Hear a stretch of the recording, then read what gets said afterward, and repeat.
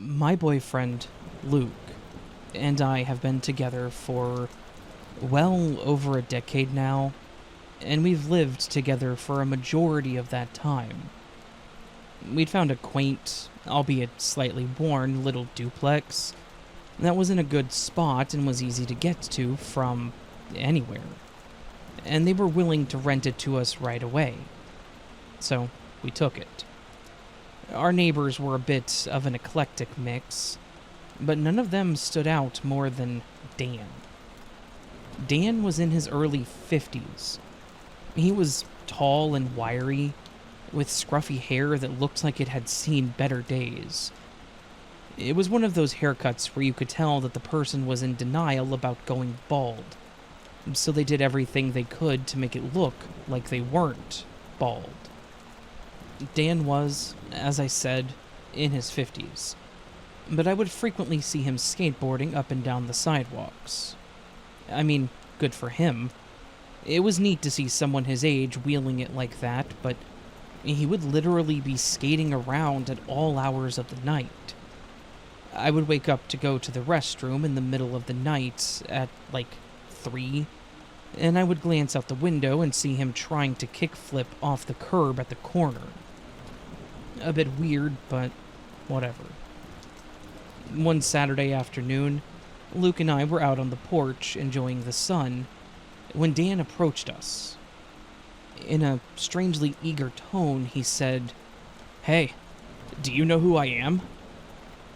Luke and I both kind of looked at each other in confusion until Luke said, you're Dan, right?" Dan responded with, "No, I mean who I am. What I've been through." We both kind of shook our heads in a way to say, "No, sorry, we don't know your history." This, of course, seemed to be an invitation for Dan to tell us literally everything about himself. He began sharing stories about his childhood, about how he was physically abused by his parents, how he'd been kidnapped once when he was 10. He kept going on, telling us all about his teenage years, and how he had even once gotten into a fight with the police officer and was shot because of it. He had a scar on his stomach, and he was sure to show us and tell us that that was where he was shot. This guy went on and on, telling us everything he could think of over that hour and a half at least. Then he paused, like he was trying to remember anything that he hadn't yet told us, and then said, "Oh, I'm an artist. You want to see a painting I made?" Luke, unfortunately, is a very compassionate guy, and he engaged with him about his art. Dan then skated down the road, went into his place, and then immediately ran back out, and back to our place with a decent-sized canvas in hand. When he got back, Dan's attention completely shifted from us to just Luke. It was like he decided that Luke was the person he wanted to talk to, and that I was just a third wheel to this conversation. Dan showed Luke the painting, and Luke nodded, saying, "Wow, that's, interesting," and then motioned towards me, motioning for Dan to show me the painting. No lie, this painting? It was this really nice landscape. Very well painted, really gorgeous, and then overlaid with a group of stick figures having a crudely painted picnic. As I looked at it, it kind of clicked what I was looking at.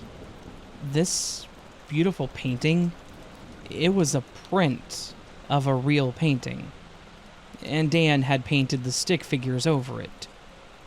I nodded, stifling a bit of a chuckle when I realized and said that it was nice. After a few more minutes of talking about literally nothing, Dan said that he had to go because he needed to help his mom, whom he'd earlier said was actually dead.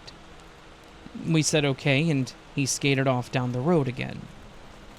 Luke and I had a bit of a chuckle about the whole thing, and he confirmed my thoughts about the painting, that it was a print that he had painted stick people over. Definitely weird, albeit mostly harmless, and we had just accepted that maybe Dan was a bit weird. That weirdness got a bit extra about a week later, when we were in bed and were woken up by the doorbell going off at literally 2 in the morning. I got out of bed and went down to check the door, and was surprised to see Dan standing there on the front porch, skateboard in hand, canvas in the other. I asked him what it was that he wanted, and he said, "Oh, I wanted to show Luke my newest painting." I was a bit rattled by the fact that he'd had the audacity to wake us up to show my boyfriend a quote-unquote new painting, but I stepped back into the house and yelled up to Luke, saying, "Hey, your friend is here and he wants to show you his newest painting." As I was stepping back from the door and yelling up, I noticed that Dan had grabbed the door and was holding it open, and kind of starting to step into our home. I just stared at him as he walked through the door, at the same time that Luke had come down the stairs to see him standing in our entryway and holding the painting. I shrugged and told him that I was going back to bed, and then went back upstairs. I could hear the conversation, and I was a bit upset to not hear Luke tell Dan that he needed to go away. He engaged him and listened to him discuss the painting for a solid 45 minutes, until Luke finally said, "Hey, Dan, this is really interesting, but I have to be at work in the mornings, so I gotta get back to bed." Dan seemed to be okay with this and told him that he was sorry to have bothered him so late, and that he would just talk to him later. Luke came back up, and I could tell that he was not happy. I asked him about the painting, and he told me that it was more of the same. A really nice print of a landscape, with stick figures painted in random places.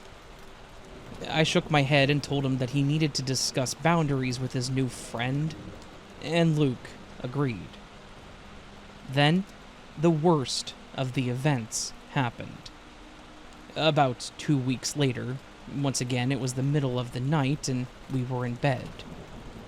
I was struggling to stay asleep, a common issue with me unfortunately, and as I was laying there half asleep, I thought I heard something coming from downstairs.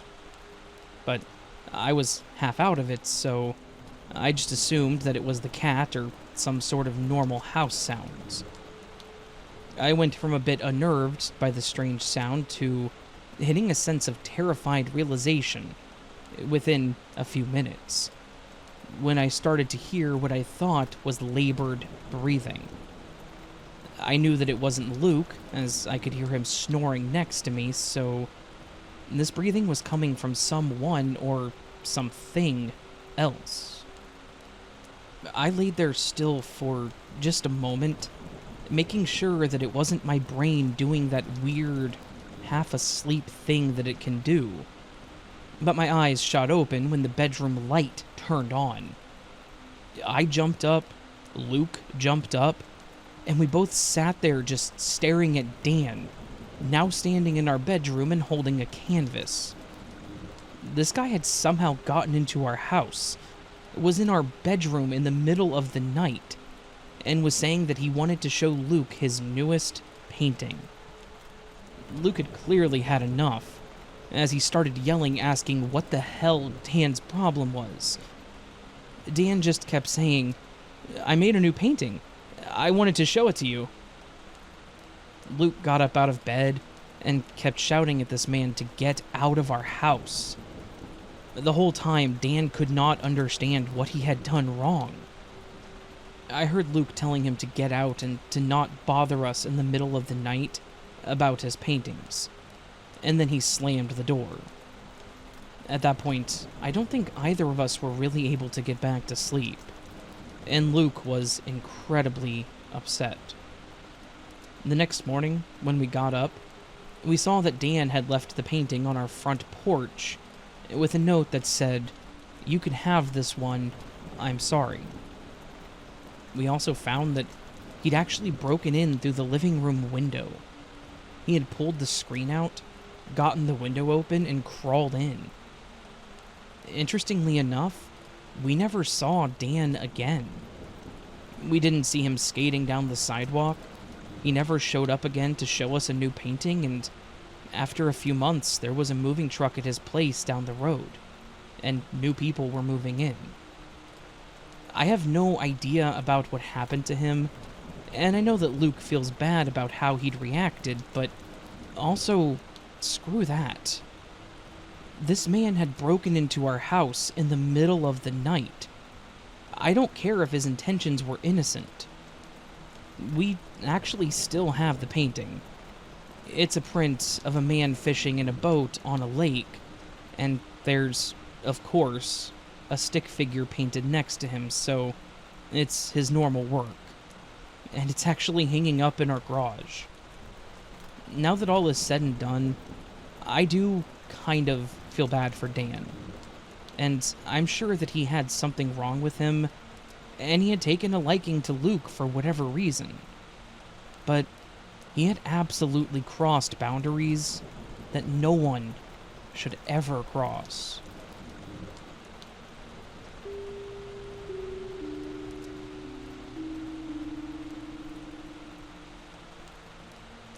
So, you know how they always say to be careful who you talk to online? I always thought that was just one of those things you told kids to make sure they didn't go around saying, "Hi, I'm Jimmy. I live at 1234 Sesame Street in Orlando, Florida." You know, one of those scare tactics that parents use to keep their kids in line and safe. But let me tell you, I learned the hard way that that warning is for everyone, and everyone should take it to heart. This was a few years ago when I was big into online gaming. I had a regular crew that I would join for raids, and we were pretty unstoppable. But one night I logged in and everyone else was busy, so I ended up joining a random team. One of the members of this team was Henry. Or at least that's what he called himself. I honestly don't know if that was his actual name, but he referred to himself as King Henry the Great. He seemed pretty cool. The whole time we were playing, he would remain in character and say things like, "King Henry is in need of healing," when he was low on health. And he would use a regal-sounding voice. It was weird, but also kind of funny. We hit it off pretty well. He got me to roleplay a bit in my character, and he knew the game like the back of his hand, so my thoughts were about adding him to our group and maybe getting to know him better. Over the next couple of weeks, we actually became good online friends, if you will. We added each other on social media, talked about life. We even got on discussing comics and some of the, at the time, upcoming superhero movies that we were both looking forward to. Henry had this way about him that just drew you in. He was charismatic, funny, and super supportive. After we got to know each other more and more, it was finally discussed where we lived. I told him where I lived, just someplace in central Colorado, and to my surprise, he actually lived in the next town over, around 30-ish minutes of a drive. I want to mention here that I was a 20-year-old guy, and I am gay, and Henry was the type of guy that I was into. Nerdy, fun to talk to, enjoyed the same things that I did, but I wasn't sure if he was playing for the same team. We talked a bit more about ourselves, and I did mention my sexuality to him, and he signed off immediately after I told him. So, I figured that he was someone that had an issue with my lifestyle, and that's okay. If that was his opinion, he was entitled to it. I was upset, thinking I'd lost a friend over something so stupid, but I can't change who I am, and I wouldn't do so just to keep a friendship anyways. It was the next day that I got a message from him again, just saying, "Hey." It was a bit off for him, but I responded, saying hi. He then responded with this really long message about how he was sorry that he didn't reply to me yesterday, and how when he learned I was gay, he was a bit shocked.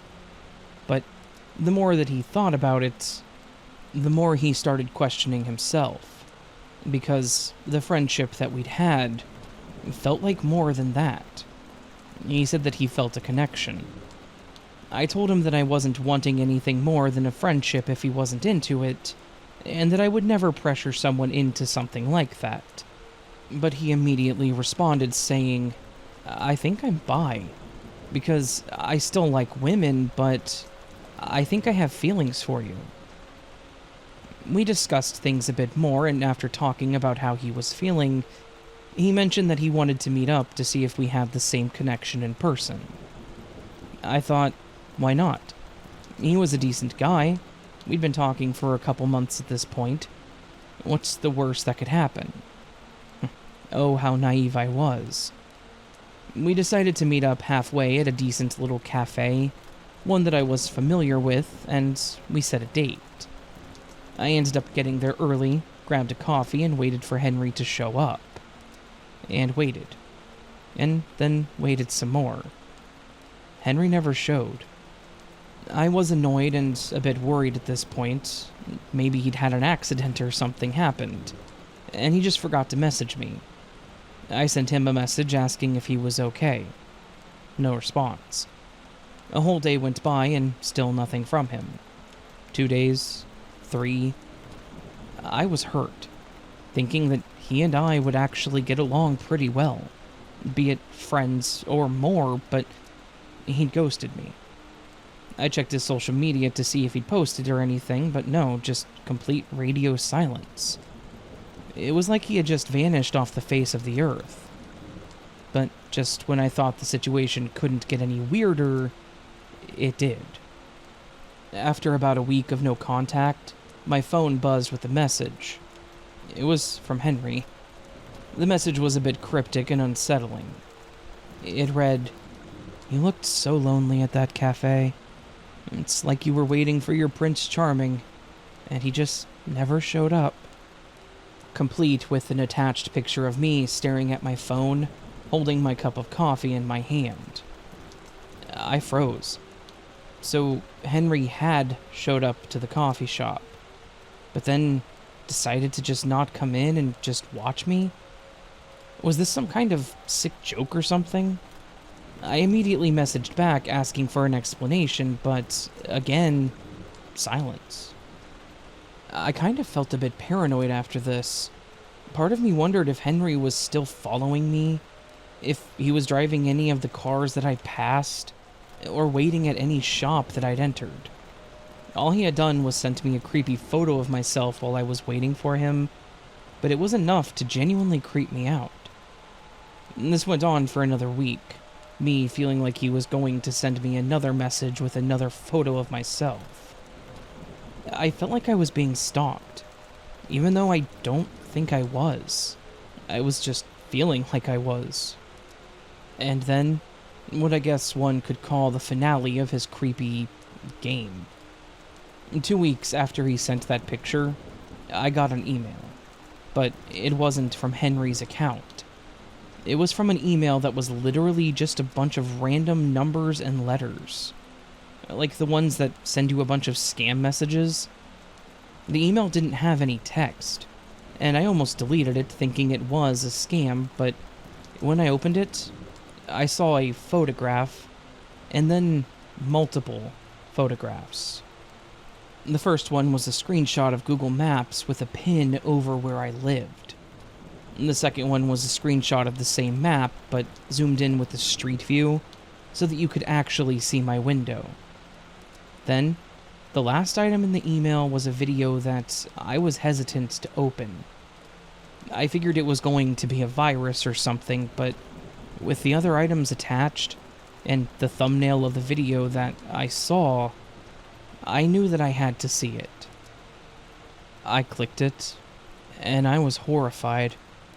It was a video taken of my home from outside and across the street. It was pretty dark, but my front light was on, and I could see myself through the window. I'm standing in the living room looking through my phone. There was no timestamp, so I don't know when it was taken, but it had to be recent based on my haircut. After a few seconds of this person recording me and giggling, they panned down to the ground, and lying there in the brush where they were hiding was a handgun. I watched as this man put his hand on the gun that was lying there, and he acted like he was petting it. Like it was a kitten, and he was trying to show it affection. My heart was racing. My palms were clammy and sweaty, and in that moment, I realized just how deep I was into something that I never signed up for. I called the police and explained to the officer when he got there the whole situation.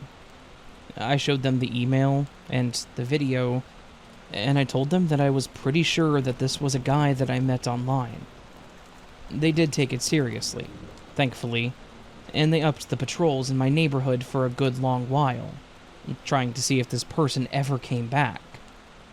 They never found anyone or any information based on the email and the info that I had given them.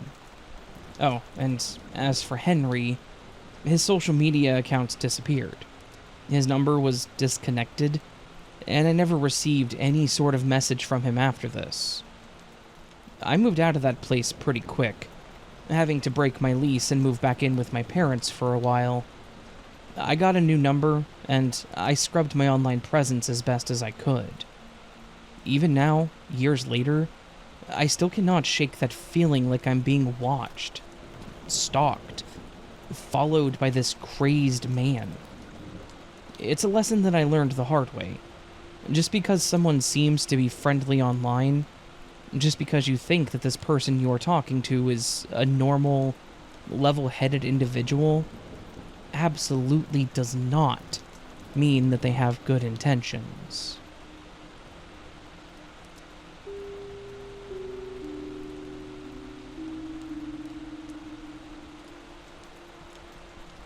So usually, when I buy something off of Craigslist, I make sure to go with someone just to be sure nothing bad happens. This time around, however, all of my friends were busy, and I had already set up a time, and I really wanted what I was buying. I'd been looking for a specific computer that came out in the late 90s. I used to have one as a kid, and it played DOS games better than anything I had afterwards, and it had the best built-in speakers. This outlet was claiming to have one. They posted a bunch of old stuff that they apparently had in stock. All of it retro and old-fashioned tech. Some car parts. Anything you could think of they were claiming to have. I sent the guy a text and set up a meeting time for 4 p.m. In hindsight, I should have just kept looking on, like, eBay or something more safe. But the price was just too good. I hopped in my car and headed to the address the guy gave me. I arrived at 4:01, cash in hand, ready to finally make this purchase. What I didn't notice until I got out of the car was the smell. This place smelled like old garbage and rusty metal. In fact, I didn't really look at the place at all until I got out. It was filthy. It looked to be a whole acre of land just covered in trash and old tech/car parts. The smell was putrid. I should have backed out. I almost did. But as soon as I was even thinking of getting back in the car and getting the hell out of there, this lanky man came hobbling out of this small building in the center of the lot. Howdy. Welcome to Jimbo's warehouse. We got all kinds of stuff. I'm sure you'll leave happier than when you arrived. God, I hope so, I thought. I decided to full send it. Hey, I texted you earlier about the DOS PC. Is this the right place? Sure is. I got 2 of them. You can take a look and pick which one is better for your budget or whatever. And follow me. I slowly started walking into the muddy, garbage-filled garage lot. The smell was so strong. So putrid. I had to cover my mouth and nose while walking through, hoping this guy didn't turn around and see me. We start going around the side of the small building instead of in. "It's just around back here," he said. I should have just turned around when he wasn't looking and just ran back to my car. I think I was convincing myself that maybe the place was dirty, but if he actually had the product and it worked, who cared? We finally reached the back of the building, and it was odd. The dirt and the grime was gone, even the smell. There was a clean blacktop with tables and tents lined around the corner edge, looking to be a small outdoor consignment area. I walked to the PC-looking area, and the dirty, lanky man pointed out two big, clunky computers. There it was, the computer that I had been looking for since my childhood. It was cheaper than it was listed on Craigslist. I handed the guy the money and walked out of there as fast as I could, thanking the man. It went better than I thought. I didn't really get a chance to use it. I did plug it in to make sure that it worked, and then I packed it up along with the rest of my boxes and stuff. I was planning on moving within the next few days. A couple weeks after I moved out, I got a call from the guy that I sold the house to. He said that a few big men in masks broke in the first night he was there and ripped the place apart. He said that he hid in the bathroom until he left. They took all of his electronics. His TV, computer, game consoles, anything that was considered tech, I guess. My theory was the guy sold pristine tech to people after putting in some kind of tracker. And then when they went home and used it, he and a few people would break in, steal the stuff from their home, and bring it back to that landfill of an outlet to do it all over again. I feel sorry for the guy that moved in after me, but I am also very glad that I moved. That could have been me. I got scared that they tracked me somehow when I turned on the computer to see if it worked, so I just tossed it in a dumpster after I got off the phone. Thankfully, I hadn't even plugged it in since I'd moved. I would have sold it, but I didn't want another person having the same problem as the man I sold the house to. I would rather be out the money and the PC than put someone else through that. It's safe to say, I won't be buying anything off Craigslist for a while. Or ever again.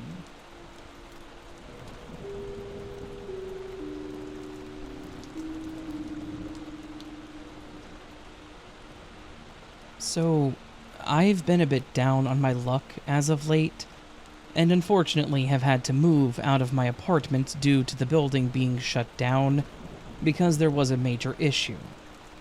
I don't know the whole story, but I think it had something to do with mold in the inner walls or something.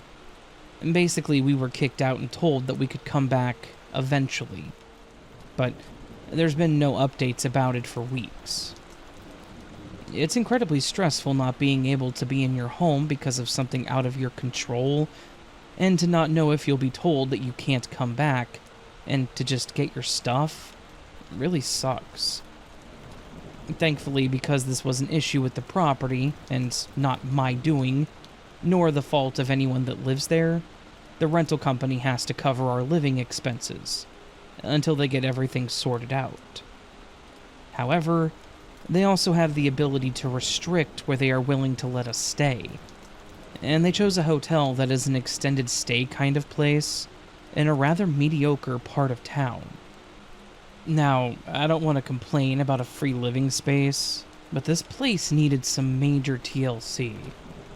The first thing I noticed when I went to check in was that the main lobby's carpet was horrifically dirty.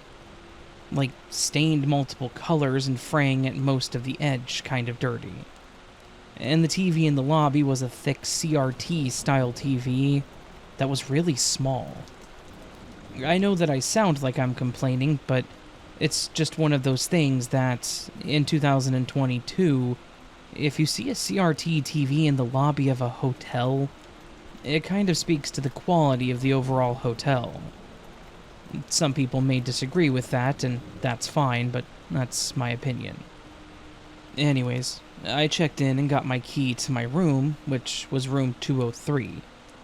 I got to the room and went in, and it was nothing special. It was a pretty bland and plain single bedroom, and really that was fine. As wary as I was of the hotel, I was still happy that I had a place to sleep, and that I didn't have to pay for it. Honestly, it was decent here for the most part for the first couple of weeks.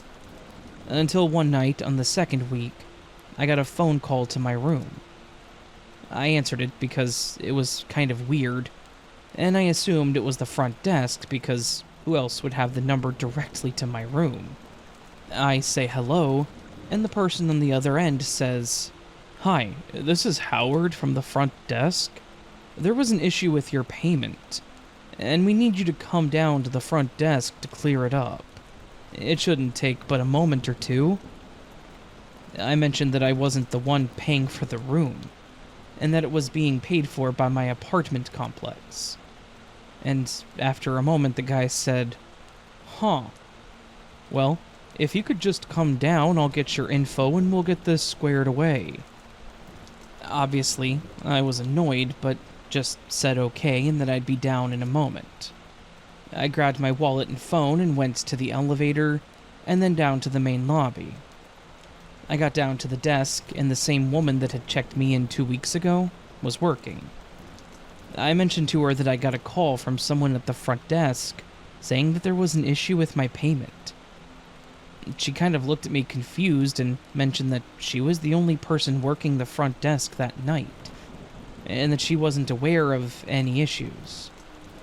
I asked if there was anyone named Howard that worked there, as that was who had called my room, and she told me that there wasn't.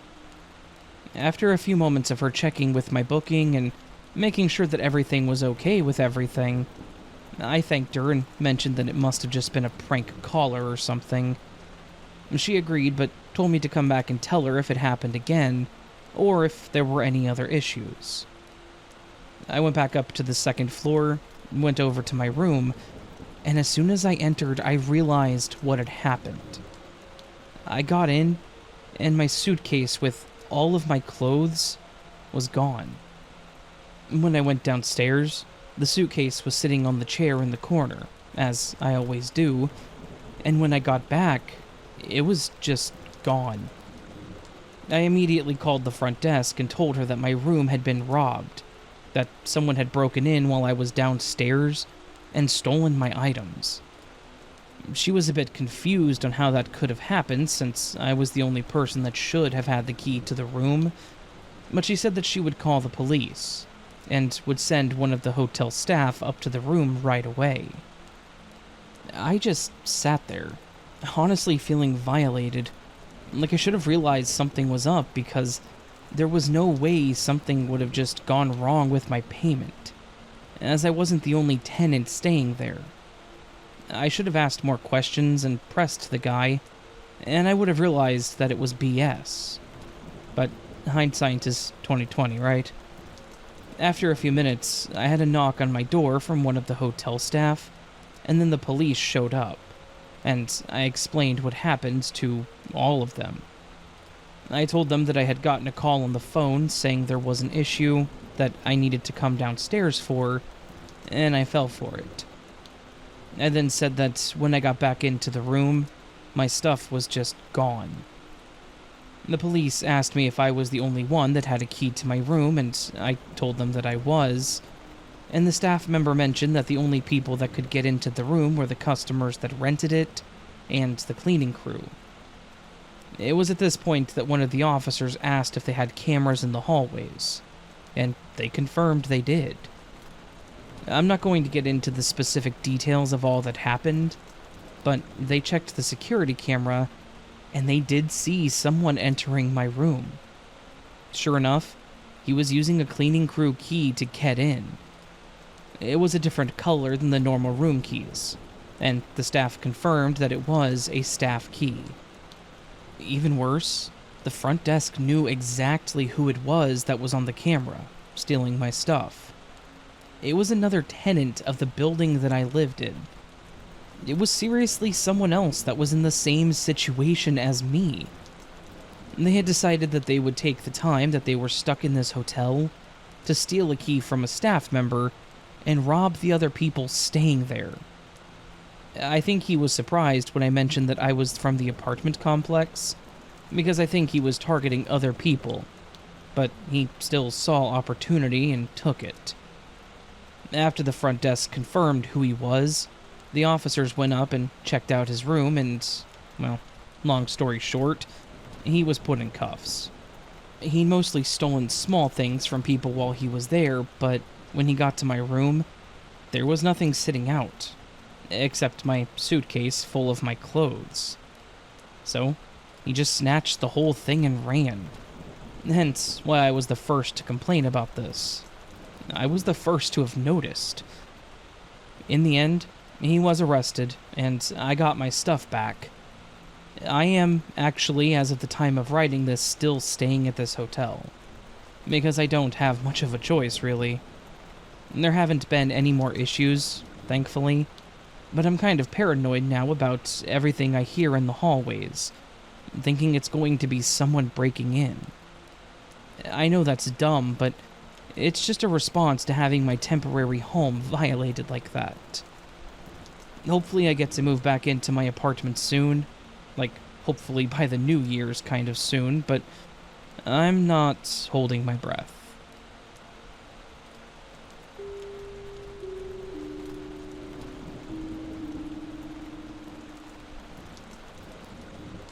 Back when I was very young, I had a friend that I loved to hang out with, that I'm gonna call Zach. Zach went to the same school as me, but he took a different bus. So, while he did live close, it wasn't close enough for me to walk there. However, both of our families got along, so we spent a lot of time together outside of school. Sometimes at my place, and also at his, depending on what we wanted to do with our time. He was an only child and they had a pool, whereas I had 2 other siblings and no pool. Very important things as a child. So, yeah. Zach and I were pretty inseparable, and each of our homes had their benefits. Zach lived with his mom and dad in his grandparents' home. His grandma passed away when he was much younger, so I never met her, but his grandpa still lived there, and he was pretty cool.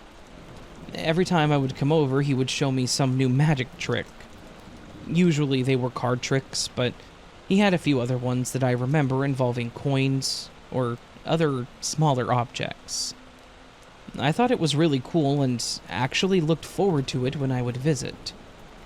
If we pestered him enough, he would finally tell us how he did it, and I would go home and impress my family with my newfound knowledge. Then, as summer hit, I found myself staying at Zach's home a lot more.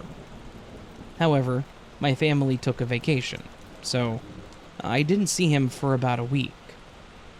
When we returned home, I was pretty excited to see him as I had bought us matching hats. I went over there, but I felt like something was off. I was young, so my focus on what was different was quickly pushed to the back of my mind. After some time, one of us mentioned something about a trick, and that's when it hit me. I hadn't seen his grandpa at all since I'd been there. Usually he was already sitting in his chair in the living room when I arrived, but I never saw him there or anywhere else. Not the kitchen, not passing by in the hall, not even to go check the mail as he liked to do. So, I asked Zach where he was. His answer was casual as he explained that he hadn't been feeling well, so he'd been staying in his room, only coming out to use the bathroom. He said that his mom, his grandpa's daughter, would even bring him food. And that seemed like a pretty sound reason to me, so we just continued on with what we were doing. But I became even more curious as I would go over there, and there was still no sign of his grandpa. I asked Zach if we could at least go say hi to him, but he said that he wasn't allowed to go in there. In fact, that day, he told me that he hadn't seen his own grandpa in about a week. When he went to the bathroom, but he remembered how ill he looked. and again chalked it up to not being in there and risk making him worse or getting us sick. I was still very curious, but I let it go. I wasn't really able to do anything else. I just expressed to my parents how I was kind of sad about not seeing him. My paternal grandfather had passed away, and my maternal grandpa was not as fun. He was more uptight and very strict. But what struck me as odd was when Zach's family suddenly took a vacation. I thought it was weird because it was towards the beginning of the school year.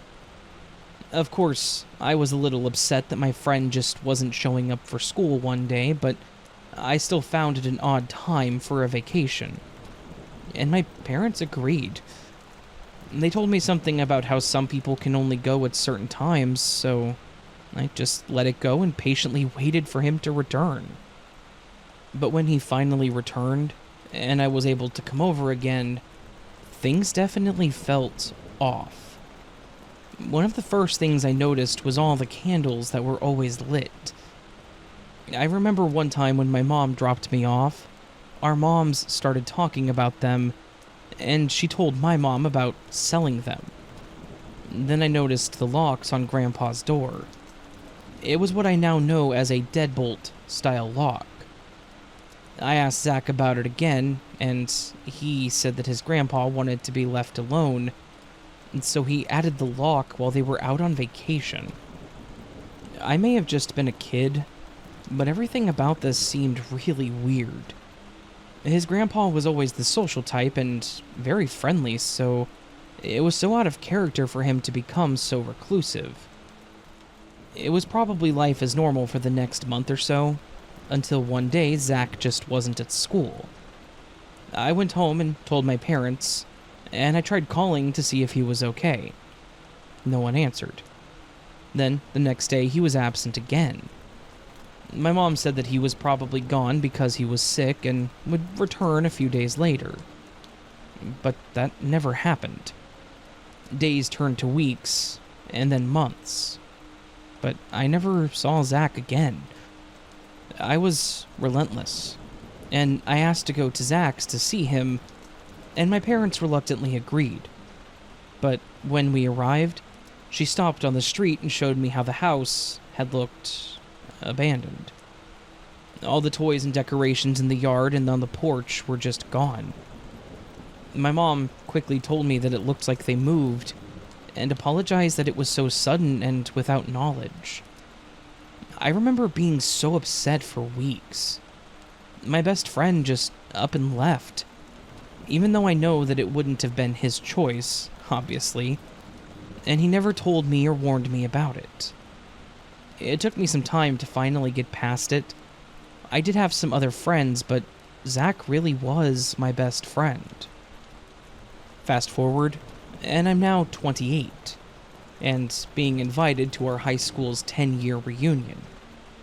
I was at my parents' house, and the reunion in our childhood was brought up. We talked about mine and my siblings' classes and friends, and the little shenanigans that we would get into. They expressed the feelings for the friends that we had that they liked, and the ones they didn't care for. That, of course, reminded me of Zach. So I waited for them to bring him up, but they never did. So I did. I mentioned how I loved hanging out with him, and that his family just got up and left one day. My dad kind of laughed and then cleared his throat, while my mom had that obvious look of trying to hide something. I knew that face.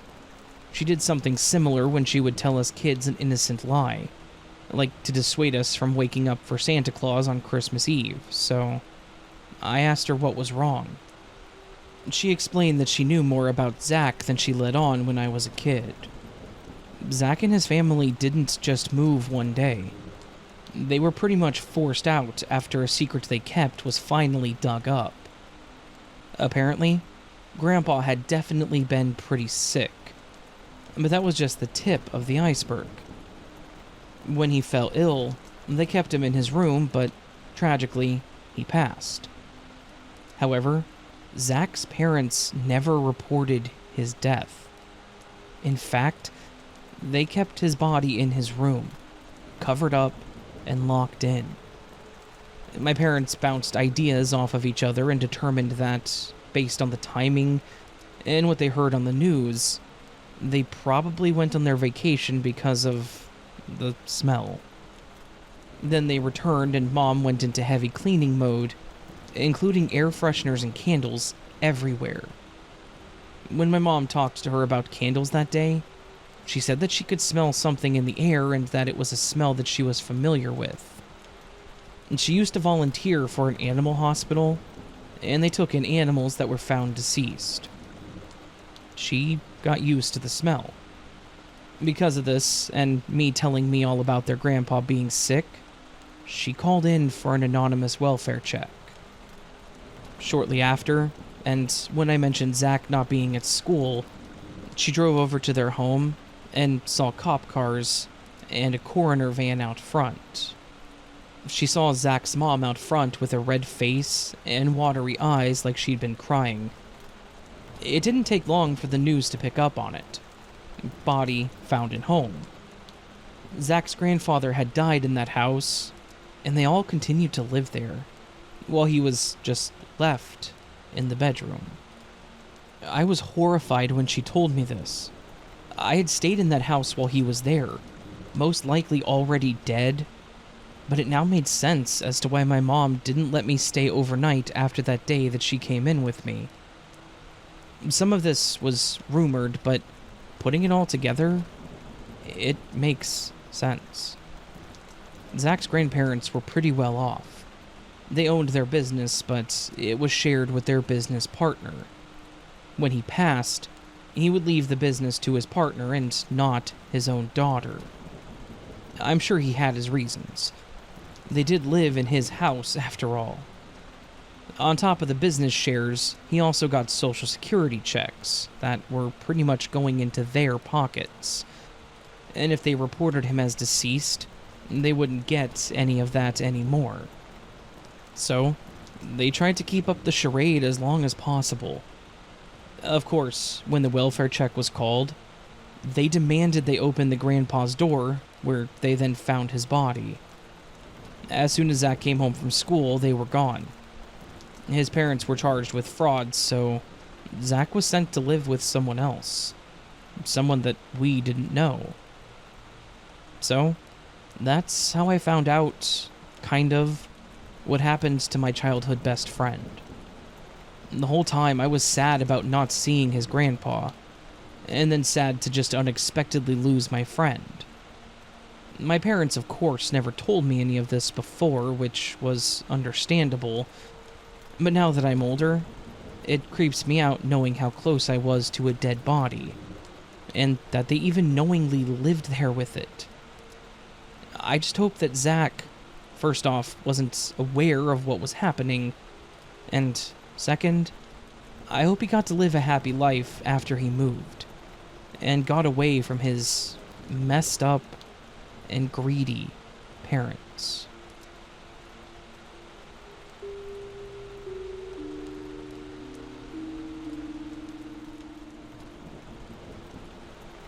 I have a bit of a weird story, but nonetheless, I still wanted to share it with you. This story took place when I was a sophomore in high school, which was 10th grade. I was an only child, and of course by this time expected that I always would be. There were definitely times where I wanted a little brother or sister, especially when I was younger. I craved the sibling bond that a lot of my friends had, and even my parents, but I got used to it as I got older. I guess one good thing about being an only child is that my parents were typically willing to let me attend or sign up for any kind of clubs or events that I wanted to. As they put it, they really wanted me to have a happy and fulfilled life. So, while they pushed me to participate in things that would help me as an adult, I also liked to do things that they were a little less thrilled about. It was kind of my way of rebelling. That is why I signed up for the bowling team at my high school. Would I become a professional bowler and make it my career? Would I get a scholarship to a great college for it? Probably neither of those. But seeing my parents' reactions and them willingly cough up the enrollment fees, it was pretty satisfying to me. Now, that doesn't mean that I didn't take it seriously, though. I loved it, and I got pretty damn good at it, too. I met several friends during our events, and it was a lot of fun. And that's kind of where my story starts. I had a school bowling competition against another school, so that's where I was on this night. My parents attended previous tournaments, but not often. Excuses were anything from, I have to work late, to asking me if I needed them there. And because they had to ask that, I never wanted them there. So, I usually went on the bus with the rest of my league. Anyways, we had our tourney, which we just barely lost, but what I loved about my league and our coach was that it wasn't about winning. So, afterwards, we congratulated the other school and we all enjoyed pizza together. One of the girls from the other school had struck up a conversation with me, and after talking for a bit, we got on the topic of games. And then, she invited me to the arcade for a few games of Mortal Kombat. It was actually a lot of fun, and she seemed hella cool, so I gave her my name and phone number so that we could possibly hang out in the future. She introduced herself as Megan. By the time I'd gotten home, I had already had a friend request from her on Facebook. I thought that it was funny how she found me so fast, but I did have a pretty unique name, so I added her back. We continued talking some that night, and from there, we seemed to be starting a pretty good friendship. I thought it seemed innocent enough, until it began to quickly escalate. At first, it would just be a slew of text messages while I was in school. I would text her between classes or during downtime, but if I stopped responding, she would keep going, and then become upset about me not responding, saying childish things like, "Enjoy your perfect friends at your perfect school." It was really weird and out of nowhere, and the first few times it happened, I would ask her if she was okay, and she would just say that she was having a bad time. But as she continued doing it, I became more brash with her, reminding her that I was in class, something that she should have been doing too. I guess when she wasn't getting the reaction she wanted from the texts anymore, she started showing up at my school as it was getting out. Again, she was in a school bowling league, so she had to be close in age or grade as me, so she had to be getting out of school early in order to meet me as our school let out. Our conversations would start out friendly, usually me asking her how her day was and how she got here so fast, and she would typically avoid answering. But she would end up steering the conversation to me and ask me how my day was. And when I start talking about it casually, you could tell that she was getting upset. I would ask her what was wrong, and she would start becoming sarcastic, and again start teasing me about my perfect school and life. I was pretty fed up with her attitude at this point, especially since I still hardly knew her. I told her if she was just hanging out and talking with me to make fun of me, then she could go fly a kite, in nicer terms. I didn't need a bully from another school. And she stopped texting me after that, and removed me from Facebook, so I thought that that was the end of it. Silly me, I guess. I continued to spot her near my school, or following me out of the parking lot. Sometimes I walked home as I lived pretty close to the school. I would say something to her, such as asking her what she wanted, but she would never talk to me. So, since she wouldn't talk to me, I would just pretend that she wasn't there. When I would walk home, when she was at nearby restaurants or parks that I went to with friends, I just didn't even look in her direction. I didn't have a clue as to why she would be so nice at the tournament, but then turn into such a mean and antagonizing person. But here's where things started to take a turn for me. I was finally at my breaking point. I had told my parents about her in passing, but they never really gave it a second thought. They chalked it up to some other kid just wanting someone new to pick on, and basically gave me permission to defend myself if she ever tried to harm me, but that's about all they had to say about it. I had a league meeting at a nearby bowling alley, and I took a bus home from there. I could feel eyes on me, so I looked up from my book, and who else did I spot but Megan? She looked like she was seething, and to no surprise, I had no idea why. I hadn't talked to her for a while, so I couldn't see how she was mad at me. I wasn't surprised when she got off at the same stop as me, but I continued walking to ignore her. I was already in a bad mood from the day earlier, so I finally turned around and asked her what the hell she wanted from me, and what the hell I could have done to make her so mad at me. After we both just stood there silently, she finally yelled at me between sobs, only confusing me more. "You ruined my life. I have nothing special and you have everything. I hate you and your mother." I was shocked and confused, not knowing what to say or even how to react. I just stood silently as I watched her turn back the way that she came from, and she ran out of view. I continued my walk home, but found myself starting to cry. I couldn't understand why, and I definitely did not understand why I felt guilty. What the hell could I have done to someone I had met less than a month ago to ruin their life? When I returned home, it was pretty obvious that I had been crying, and my mom immediately started asking me what was wrong. My dad was in the room too, but was somewhat preoccupied. I can't remember what he was doing. I began to remind them of the girl, and I told them about Pryor and explained how she had been following me. My mom was already looking curiously at me about the situation. Maybe it was just the rebellious side of me, but they seemed disinterested in me telling them about my problems, so I never bothered speaking about her again. But then I mentioned what happened that night. I told them what she had yelled at me and how I didn't know what to do, but how I still felt really bad about it. My mom looked confused at first, not understanding what she specifically could have done, but then we both noticed that my dad had stopped what he was doing and was just staring in my direction. I can't really say he was staring at me, but maybe past me, like he was zoned out. My mom called his name, to which he finally came back to reality.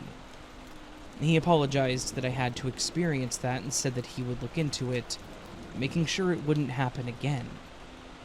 I didn't know what he meant by that, but we just carried on with our night.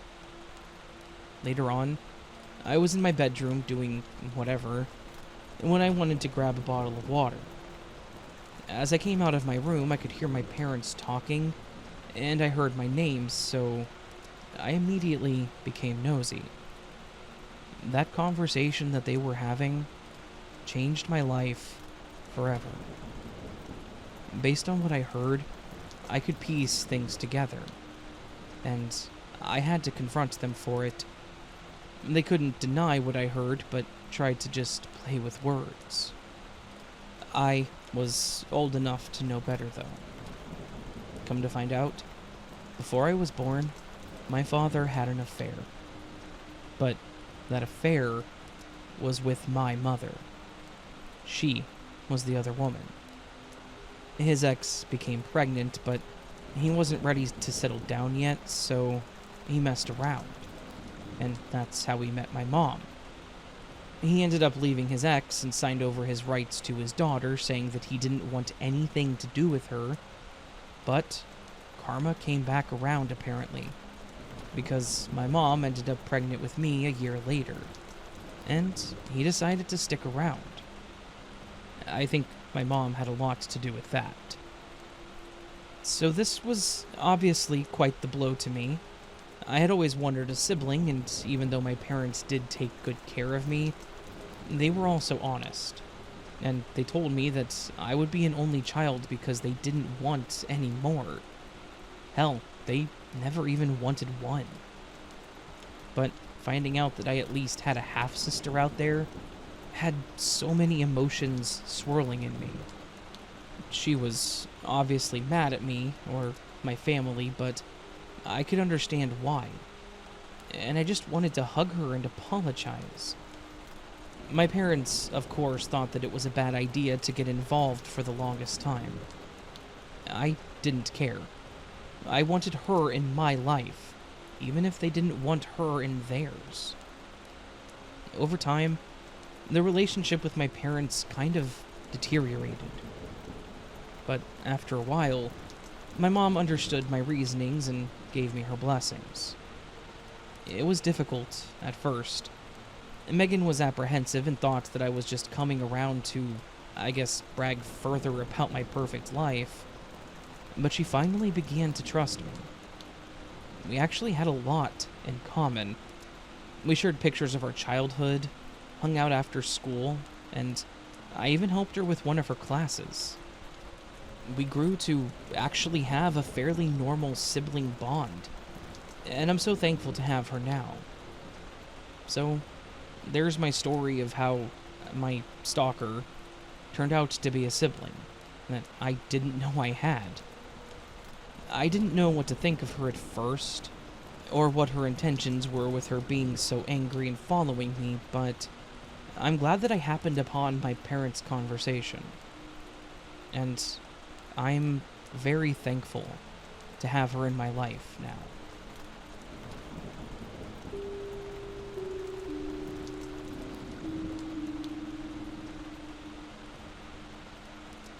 I have a story, or maybe a set of smaller stories, that happened while I was a child. It was something that was recently brought up again between some family members, and while I try my best not to let it get to me, some days it's not so easy. This may be submitted anonymously, but I think overall, I will feel better at least talking about it. Also, I wanted to warn that this happened to me when I was quite young, like up to the age of 5 or 6, I think, so some of it was from my own memory, but there were some missing pieces that have been added by family to help complete the picture for me. My mom was definitely a troubled kid, but I don't think anyone could really answer the why part. She had a good childhood, based on everything I've heard from my grandparents and aunts and uncles. But nonetheless, I was the result of one of her mistakes. She seemed to still be optimistic about my arrival, of course, for all of the wrong reasons. She at first was going to give me up for adoption, something my grandparents even suggested to her, hoping that they could bring her back home and help her turn her life around. But she wanted to keep me, and my grandparents supported her and agreed to help her where they could. I wasn't their first grandkid, but they were always loving to us all. As my mom said to my aunt and others in passing, her plans were to use me, basically, as both payback by getting child support from my father, as well as any other financial support that she could get. She bragged about how much money she made just from having a kid to some of her siblings. She never got child support, however, because she couldn't even prove who my father was, and she never did. Also, she didn't stop drinking or using while she was pregnant, and my birth defects and fetal alcohol syndrome proves that. Of course, nothing was done by the state, because she claimed it must have been an early pregnancy because she swore she stopped drinking after finding out. After I was born, some of my earliest memories of her weren't anything spectacular either. I had a small room with toys, most of which came from my grandparents or aunt, and I typically stayed in there by either force or because my mother just demanded it. I remember some nights being hungry, as I hadn't eaten or even just not feeling well, and I would ask my mom for help. She would get pretty angry with me, yelling at me to go back to my room, and that's what I would do. But I was still a child. I would throw tantrums if I was hungry enough, and then she would come storming into my room with something to eat. Or if it was because I wasn't feeling well, she would have some kind of liquid for me to take or a pill. I was still too young to understand you had to swallow it, so I would always chew it, and would cry because it tasted so awful. But shortly after she would bring me something, I would feel incredibly tired, and typically would lay down wherever I was in my room, whether that was on my bed, the floor, or with my toys. And then, when I would wake up, I would always become violently ill. I remember thinking for a long time as I grew up that I must have had something seriously wrong with me, since I would fall asleep immediately after eating and wake up sicker than I was before. There were even times where she would tell me that she had to do something very important, and demanded that I stay in my room no matter what. I remember one thing she used to say: "If there's a fire, you best figure out how to open that window." It was her way of saying that I was not allowed to open the door. I never thought about it, but now, thinking back on it, at my age and size, I would have never have been able to open one of those windows. When I wasn't being nearly locked in my room, I would be dropped off at my grandparents' house, walking down the sidewalk as my mom left the driveway. Their place, however, was much different from my home. They had 3 meals a day, sometimes even snacks, and when I asked for seconds, they would tease me about being too skinny, and would load my plate up with huge helpings. They had a spare bedroom with a chest full of different toys, and a dresser full of kids' clothes. I always thought of it like a shopping spree, as they always had stuff in there that I hadn't seen before, so I would wear something new and find something new to play with. They welcomed me to watch TV with them in the living room, and even played games with me. I was always so torn because I never wanted to leave my grandparents, but when my mom would come back to get me, and if I made a fuss about leaving, she would immediately send me to my room telling me not to come out again. Then, she would come in with a pill for me to take, even if I didn't say that I didn't feel good. But she was still my mother, so I trusted her, so I took it. And then I would soon drift off. So that was my life as a young child, and something that I just found normal as I knew nothing else. But that all changed one day after my mom took us to meet some guy, and after a brief conversation, we went back home. My mom again demanded that I not leave my bedroom until she told me that I could, and I would obey. However, as I played with my toys, I had the urge to use the restroom. I called out for my mom, and when she didn't answer, I opened the door and yelled for her again, saying that I needed to use the bathroom. Again, no response, so I told myself that I would use the restroom quickly and then just return to my room. As I walked out of my room, I looked down the hall to the living room and saw her slumped over on the couch, like she was sleeping. So I followed through with my plan.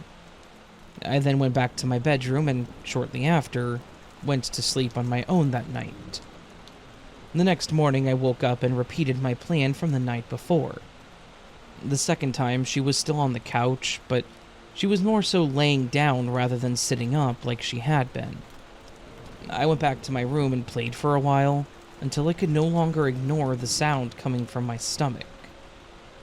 Again, my mom didn't respond to me calling for her, so I decided to just try and get something to eat for myself. I went to the kitchen, and I found a box of graham crackers that were already open. I grabbed some of those and went back to my bedroom. I think I stayed there until and unless I needed the bathroom. I think I even napped a few times, not having anything else to do. I then remember getting hungry again, so I went to grab more crackers and went back to my room, pretending that I was camping since I was up so late. I just remember it being dark. Shortly after, I again fell asleep. I woke up the next day repeating the same process, but I remembered thinking it was weird that my mom had not been up and gone to my room all the day prior, and curiosity got the best of me. This time, I walked straight to the living room and can still remember the stench. She'd gotten sick too, all over the couch and herself. I could tell that she was still breathing, not that I could do much about it being a young child, but I wanted to do something different. So at the risk of her waking up and yelling at me, I grabbed the box of crackers and sat on the floor, turning on the TV. I was hoping that she would wake up before then because I was going to be out of crackers. I sat there most of the day watching TV, occasionally going to my room until I heard someone trying the front door.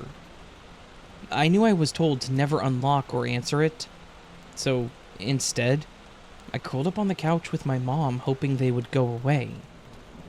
But not only did they not go away, they were able to open the door. To my pleasant surprise, it was my Aunt Lisa. I remember her face when she walked in and immediately saw my mom and I. It honestly scared me. I jumped up and all I could think to say was sorry. She waved me over and hugged me, and looked me all over asking if I was okay, and I said I was, but also mentioned that I was really hungry.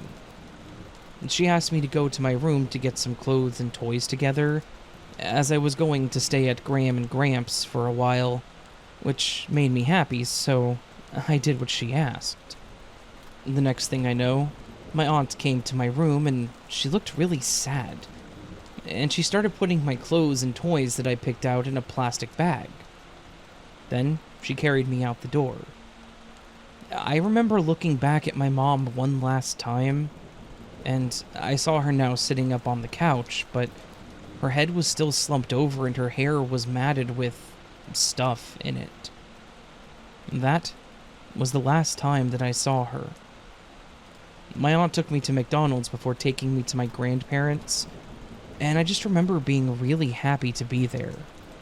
My grandma was waiting on the porch for me, and after getting me settled in the living room with my food and cartoons, they all went to talk in the other room. After a few days with my grandparents, I ended up going home with my aunt and uncle, and I lived with them until I was 19. She became what I knew as my mother. I called her by her name, Lisa, but for a while when I had friends around, I just called her Mom to make it less confusing and to not have to explain it to them. When my aunt and uncle had a kid of their own, they even became like a little brother to me that I adored, and we just became a loving and happy family. It wasn't until I was much older that I learned more about what happened to me all those years ago. You see, as a child, and seeing my mom the way she was, I thought she was just sick. But the truth, as you may have already figured out, was that she was an addict.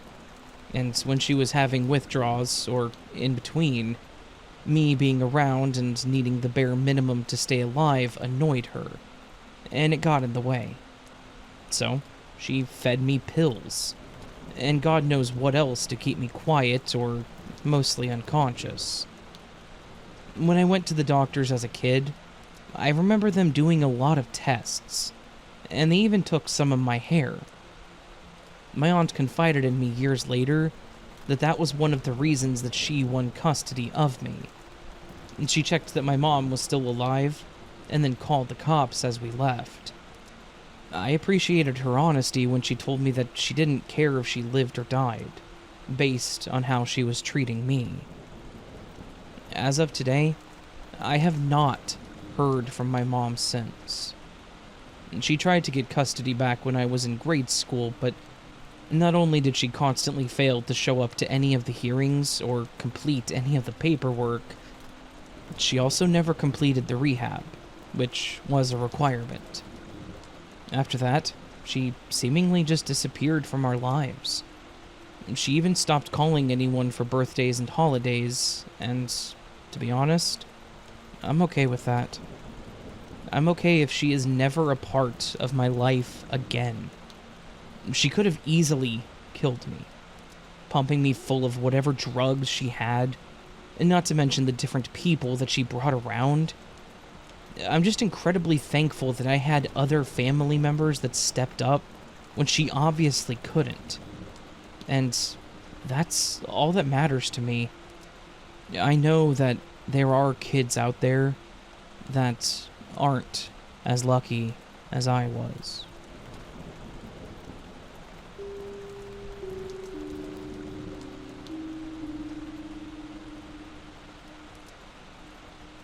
There appears to be no shortage of creepy neighbors, and living in some cities high in crime and weirdness, from NYC to LA and beyond, you would think I would have chosen the Buddhist stalker, the bathrobe man, or even the most distressing peeper who doubled as a landlord. No joy. But no. In all these decades, and I mean decades, of moves, there is one who stands out above the rest. Timeless. And the memories are imprinted, flawless.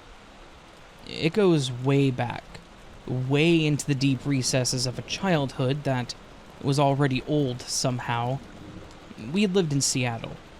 My dad had transferred to LA to a big job, a golden job, dripping with celebrities and parties. I was only 4 or 5, it was the mid-60s at the time. He was a minister to Andorra on Bewitched, to Granny on the Beverly Hillbillies, the cast of Gunsmoke, some of the Munsters, the list really went on. It was a New Thought church, sort of a precursor to the New Age movement. There was only one problem. I would wake in the night not breathing. I have such strong memories of not breathing, and trying to move out of my room to get to my parents. And my mom would always turn on the shower while my dad got dressed, and then we would go to the hospital. I would always black out and have no memory of anything until after the hospital, while it was still dark. My dad would drive us all west and north along the coast. We would disembark from our car and hear the waves crashing on the rocks, taking in deep breaths of air. I never wanted to leave, because the air was so pleasant and cool and pure. We had to move, though. I had too many near deaths, and he grabbed the first church opening he could find. I recall not even knowing where we were going, but it was beautiful. We had flown there in the night. It was Atlanta, and from the second-story cafe at the hotel, all I could see was the green below, the green of the treetops. There were still asthma attacks, but they were less. We had a scare on a trip to the Bahamas. I recall the Cinderblock Hospital corridor. Atlanta was like moving into the past. It was not hipster LA. It was embroiled in civil rights struggles, and as a minister, my dad knew Martin Luther King. For ministers, priests, and rabbis will often get together as chaplains. Except for the more extreme ones who hate all others. So, when Martin Luther King was shot, and Robert Kennedy, who had come out and we had all met, and that's a long, intense story, was killed as well, my dad needed a break, I guess. Because before I knew it, we were in Wisconsin, where he was again a minister. But only for a moment.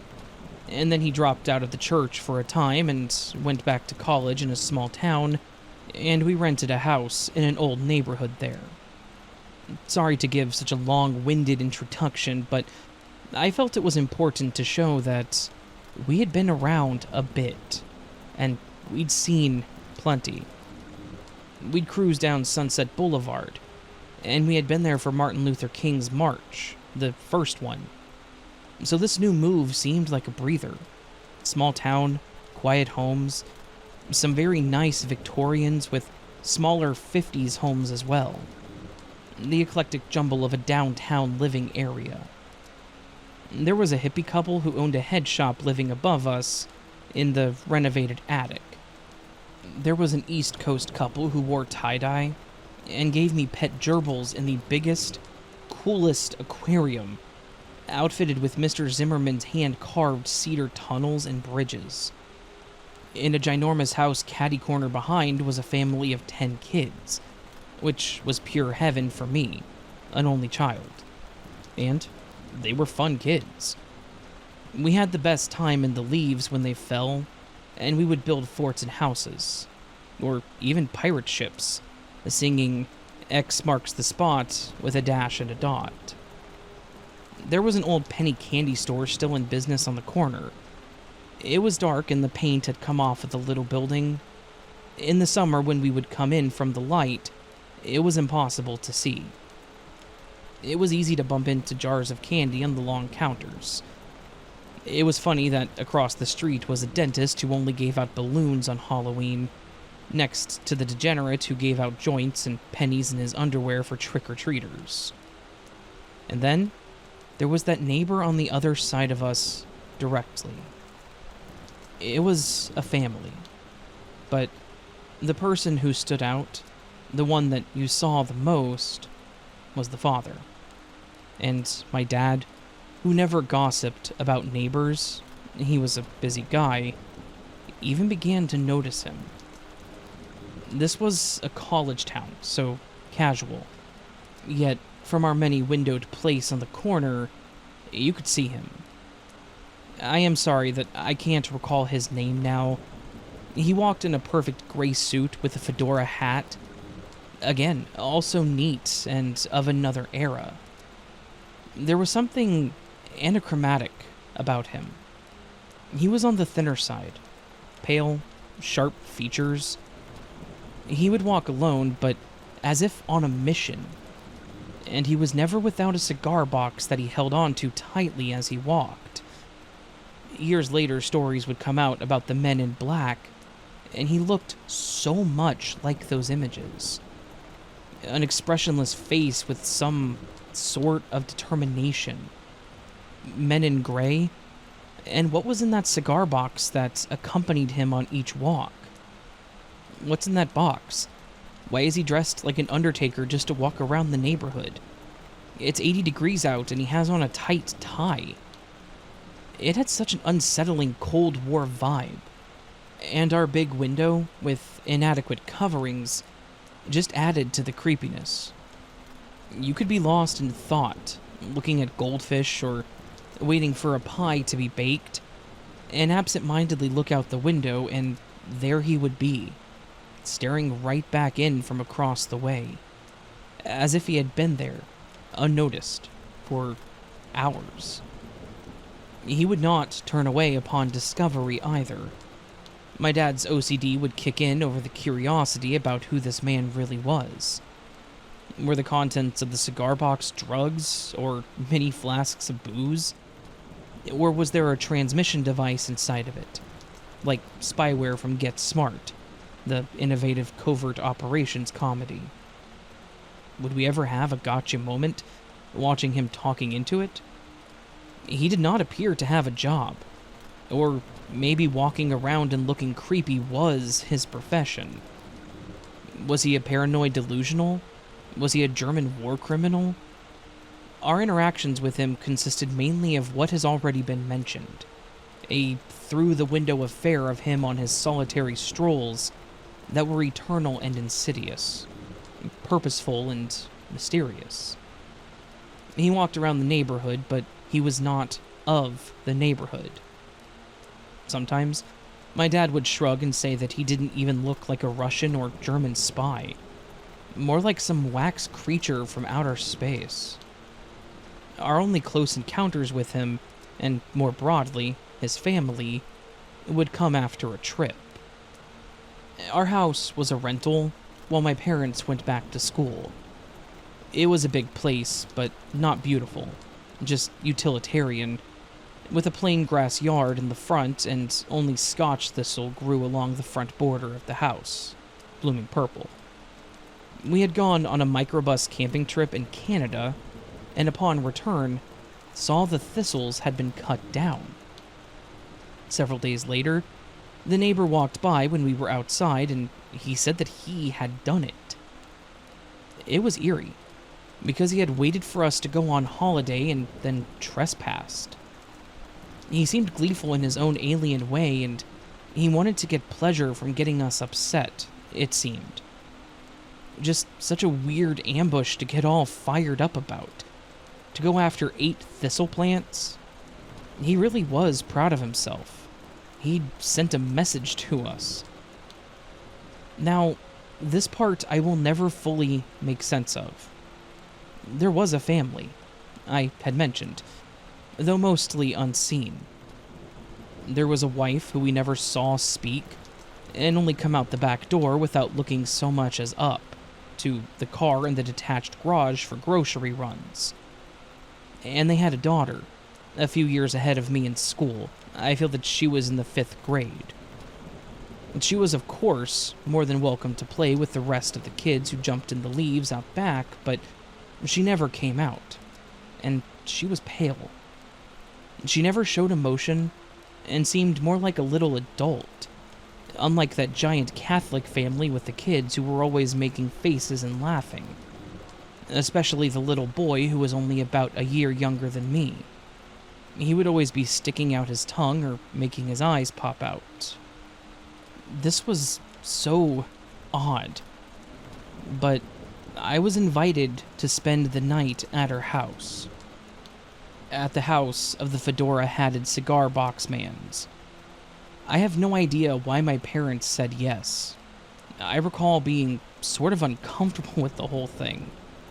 Did I really want to be in the clutches of that cringe mystery man? In his lair? On his turf? And why was I invited after he trespassed and beheaded the purple flowering thistles? We moved soon after this to Canada. Their house was smaller. It was a 50s box, but very much nicer inside with a white carpet, good sunlight, and a perfect area to play Chinese checkers. The girl told me that her parents were older, and they were. Her mother looked like one of my grandmas, with a head of short gray curls. I don't even recall seeing the freaky dad there very much. He must have been out combing the neighborhood the whole time. But the really weird part, the part that put me on high alert and still makes me wake up sometimes, was when she and I went to her bedroom and got undressed into our pajamas. She got really embarrassed. She said, "Oh no," like she had forgotten, and maybe that I would not have even noticed. But then I did. I very much did. And there was no way to unsee what I saw.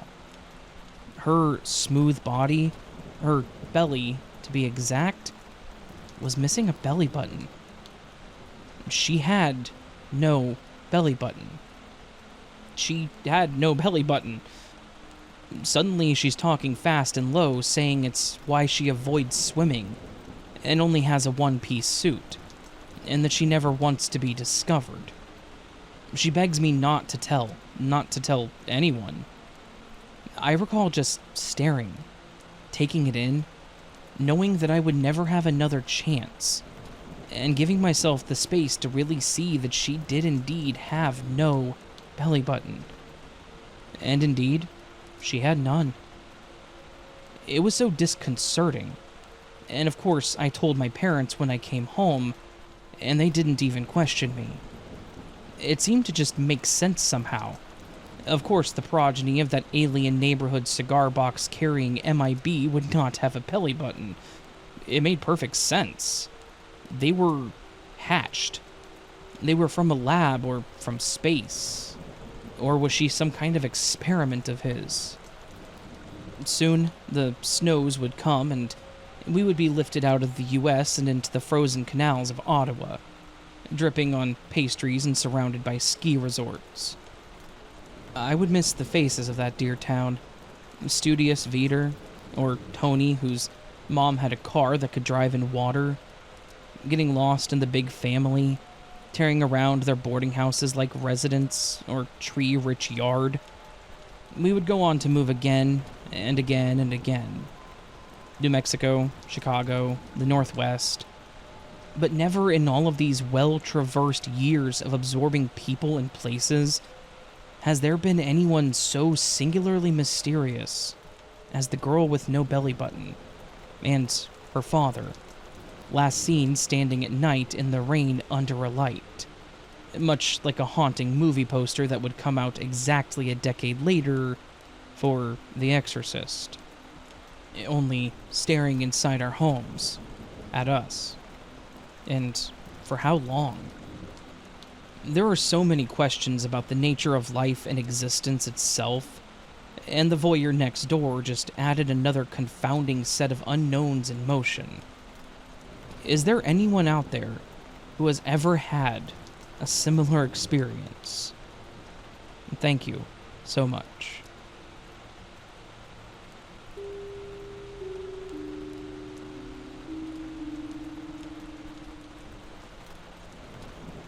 I have a hotel/lodging related story that I wanted to share because it was fairly creepy in my opinion. It wasn't really a hotel. It was a small bed and breakfast type place that was owned by a couple. When I booked this room, I was feeling kind of down about things, having gone through a recent breakup, and I wanted to get away for a while. I assumed that a nice weekend getaway to a quaint little bed and breakfast in a small town would be exactly what I needed to clear my head. This specific B&B looked like it was perfect. I booked the room and took the trip out to the house. When I got there, I immediately noticed a bit of a red flag about the guy that was checking me in. He saw me, and I quickly noticed that he was giving me this really weird, flirty stare. I'm going to assume that most of you out there will know what I mean by that. He was giving me this half smirk, and I could tell that he was staring at my chest for most of the conversation. Overall, he was a creep, but I assumed that he was probably just someone that worked for them to do check-ins. I followed through with giving them all of my info for the reservation, and that was when I was greeted by a woman, and she mentioned that she would be taking me to my room. On the way to the room, I asked her for the employee's name at the front desk, because I was planning on talking to the owner about him, and she answered with, "The guy that checked you in? That's my husband. We are the owners." As soon as she said that, I dropped it. I just smiled and nodded and said, "Oh, lovely." She showed me my room. I set up shop and just decided to let it go and move on. The man was a creep, sure, but I assumed that he wouldn't do anything other than be a creep from a distance and stare. It was uncomfortable, yes, but I wasn't going to let him ruin my weekend. I was here for me, and that was that. Sure, that was a bit ignorant, but again, this was a married man that co-owned a business, and I assumed he wasn't going to pursue it any further. The first night was fine, and the first day was a really good time too. I enjoyed a few places in town, and when I got back, I spent some time in my room working on some art on my laptop. It was a nice way to spend the afternoon and evening. And around 10 p.m., I decided that I should go ahead and go to sleep. I put my laptop away, got dressed for bed, and turned off the light. Somewhere around 10 minutes or so after I got into bed, I started feeling like something was off. It was one of those, did I forget to do something, or is something happening that I don't know about that I should kind of moments. Like my instincts were saying that something was up. I opened my eyes a bit and kind of shifted to look around the room. As soon as I looked over at my door, I noticed that it moved. I shot up out of bed and nearly jumped to the door, pulling it open. And, big surprise, on the other side of the door was the guy from the front desk, just standing there like a deer in the headlights. I asked him what the hell he thought he was doing, and he fumbled over his words for several moments before landing on, I thought I heard a noise, and I wanted to see if there was someone in there with you. I was nothing shy of livid at this point. I asked why the hell he thought he would have the right to come into a customer's room like that, in the middle of the night. He started getting defensive and telling me that it was against the rules to bring people into the rooms that weren't on the reservation, and started screaming at me about how he was going to kick me out. Right around this time, the other owner, his wife, stepped out of their room asking what was going on. This man seriously started shouting and saying that I had someone in my room, and then started screaming incoherently about how I was doing drugs in my room, that he saw me with a crack pipe. He was literally just throwing out everything he possibly could that literally made no sense. And she looked at me bewildered, like she had no idea what was going on with her husband, and she then asked me what happened. I told her the truth, that I was in bed, looked up and saw my door open, and then when I got up and opened it, he was on the other side. She looked at me and then at him, and he was seriously bawling his eyes out and mumbling something incoherent. She asked me if I wanted to stay the rest of the night, but said that if I wanted to leave, she would give me a refund for the room. It was pretty clear that she really didn't know how to handle this event. I told her that I would like to go ahead and just get my stuff and go, and she nodded. She said that she would see me at the front desk in a few minutes. I went in and grabbed my clothes and my backpack and went down to the desk.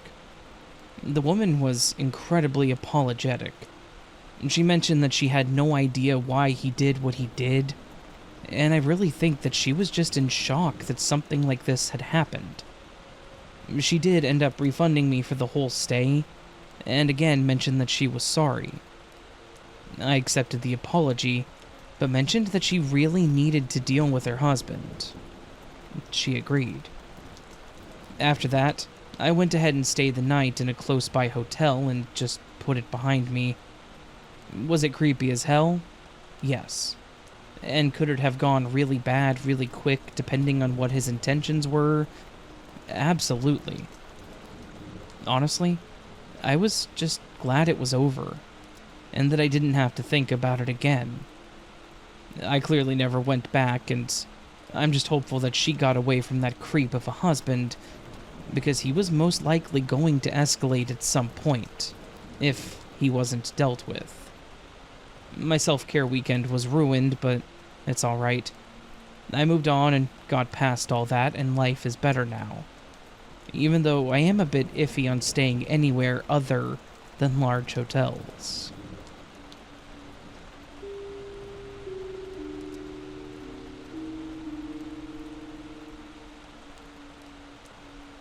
I have to travel a lot for work, and I have stayed at countless hotels. Because of this, I've come to expect the usual disturbances. Loud neighbors, creaking pipes, old rattling air conditioners. There was one night, however, that I wanted to write about because it was super weird and kind of creepy. The hotel was nice. It was in a smaller coastal town and was decently priced. It had a really ornate facade, and the lobby was gorgeous. It looked like they had done a lot to maintain the history of the building. There were a ton of sepia-toned images of the founder, and other images that were pretty clearly over the history of the building. I had checked in late, worn out by a really long drive, and I was given the key to room 312. I remember being a bit annoyed by having a room on the top floor, especially since I saw the parking lot and I knew that the building was not full. But I shrugged it off, just assumed that it was something to do with logistics or whatever, and I lugged my suitcase to the elevator. The room was charming, but definitely had an air of what I would say was a faded grandeur. You could tell that it had seen better days. The walls were faded, the bed and bedding was definitely old, and it still had one of those small tube televisions sitting on a dresser facing the bed. In the end, it was a bed, and that's all I really needed. I unpacked, took a really quick shower, and then settled in for the night. About 10 minutes after I settled in is when I first heard it. A soft, distant melody that seemed to drift through the walls. It seemed to cut through the late-night silence of the hotel. It was an old piano tune, and filled with a bit of melancholy that sent a chill down my spine. I listened for a while, sort of entranced by the haunting beauty of it, completely ignoring the fact that it was almost 1 in the morning. Eventually, my fatigue got the better of me, and I drifted off to sleep. I had the weirdest dream while I was sleeping there that night.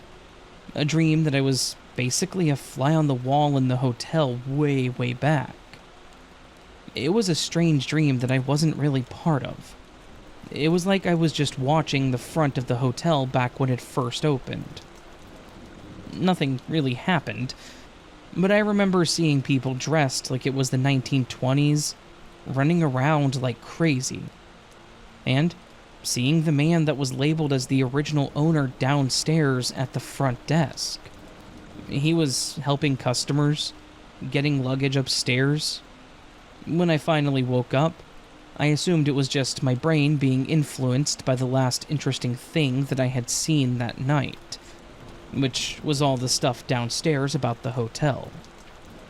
The next day, I went to the front desk, and I asked them about the music, asking if they had music playing in the hallways or something, or maybe a lounge downstairs where someone was performing. But the receptionist just looked at me puzzled. She informed me that the only music that played in the hotel was in the restaurant, but that it wasn't live, and it wasn't that loud. Especially not loud enough for me to have heard it on the 3rd floor in the back end of the hotel. I asked if there was anyone in any of the rooms around me, but she mentioned that the rooms near me were both empty, that they weren't heavily booked at the moment, so it was unlikely that it was coming from the rooms near mine. I was a bit skeptical, definitely unsettled, but I decided to brush it off and just assume that I was hearing music from somewhere. It wasn't disruptive. Sure, it was late, but it wasn't like it was keeping me awake. That next night, the same thing happened. This time, though, the music was a bit more insistent, a bit louder. It sort of lingered around the room like a cool breeze, if that makes sense. And I decided that I would go ahead and investigate. I put some clothes on, and I headed out into the hallway to see if I could figure out where it was coming from. And sure enough, I could tell that it was coming from my left. I stepped out and went over to room 313 to see if it was there, but it wasn't. The only other room in that direction was 314, which was the last room on the floor at the end of the hallway. As I approached, I noticed that the door was actually slightly open, in that it wasn't locked.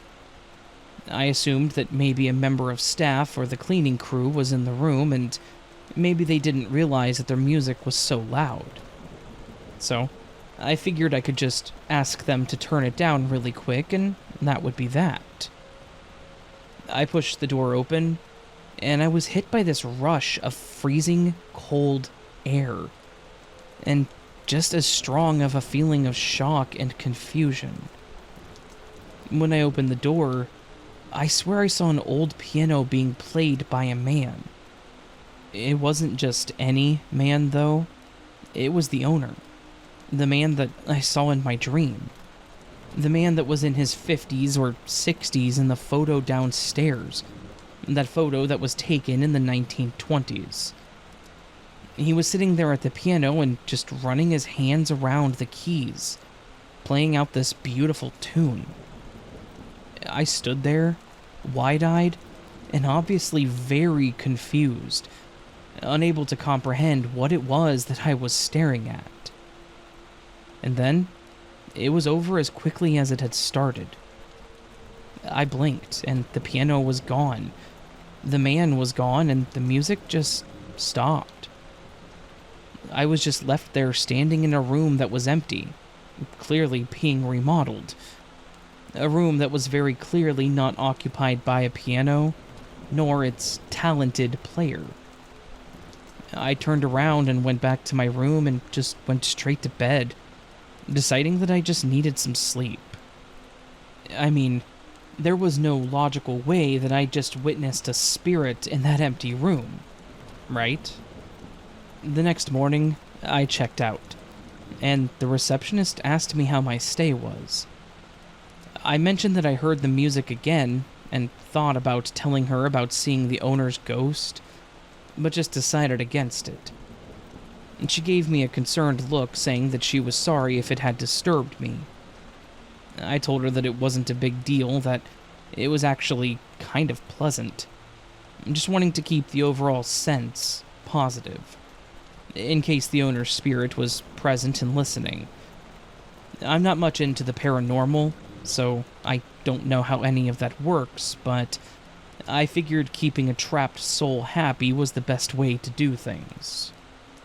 I haven't had to go back to that town for work since, either fortunately or unfortunately. If I have to, I'm considering staying in that hotel again, and asking if I can get room 314. It's been a few years, so there's no way that they aren't done renovating it by now, and I kind of want to see if I can have another experience, just to reassure myself that what I saw was real.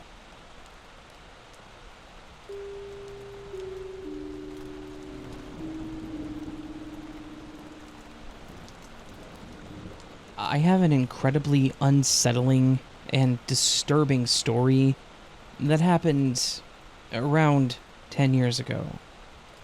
When I got married, I quickly realized that I was navigating this new chapter of my life, and I needed some guidance. I know that sounds weird, and for a lot of people, marriage is just a word, but I was anxious, and I didn't know if I was doing what was right for my new life partner. I found a social media group called New Wives United, which was dedicated to women like myself, those that had no idea how to navigate this huge change, those in fresh marriages trying to figure out this whole forever thing. It was generally light stuff. Recipes, how to deal with in-laws, balancing work and marriage, getting to know your partner's friends and not make them think you're ripping them away. You know, the basics. But one user, let's just call her Emily, started posting about an issue she was having with her husband. It all started innocently enough. She posted that she noticed that he seemed a bit distant with her. They'd been married for a year at this point, and that first year seemed perfect. He'd kept the romance, he'd been caring and helpful, but this last month, he'd started going out with the guys, and it was becoming somewhat frequent that he wouldn't be coming home until the wee hours of the morning. The speculation in the group was, of course, rampant. The consensus was that he was probably having an affair.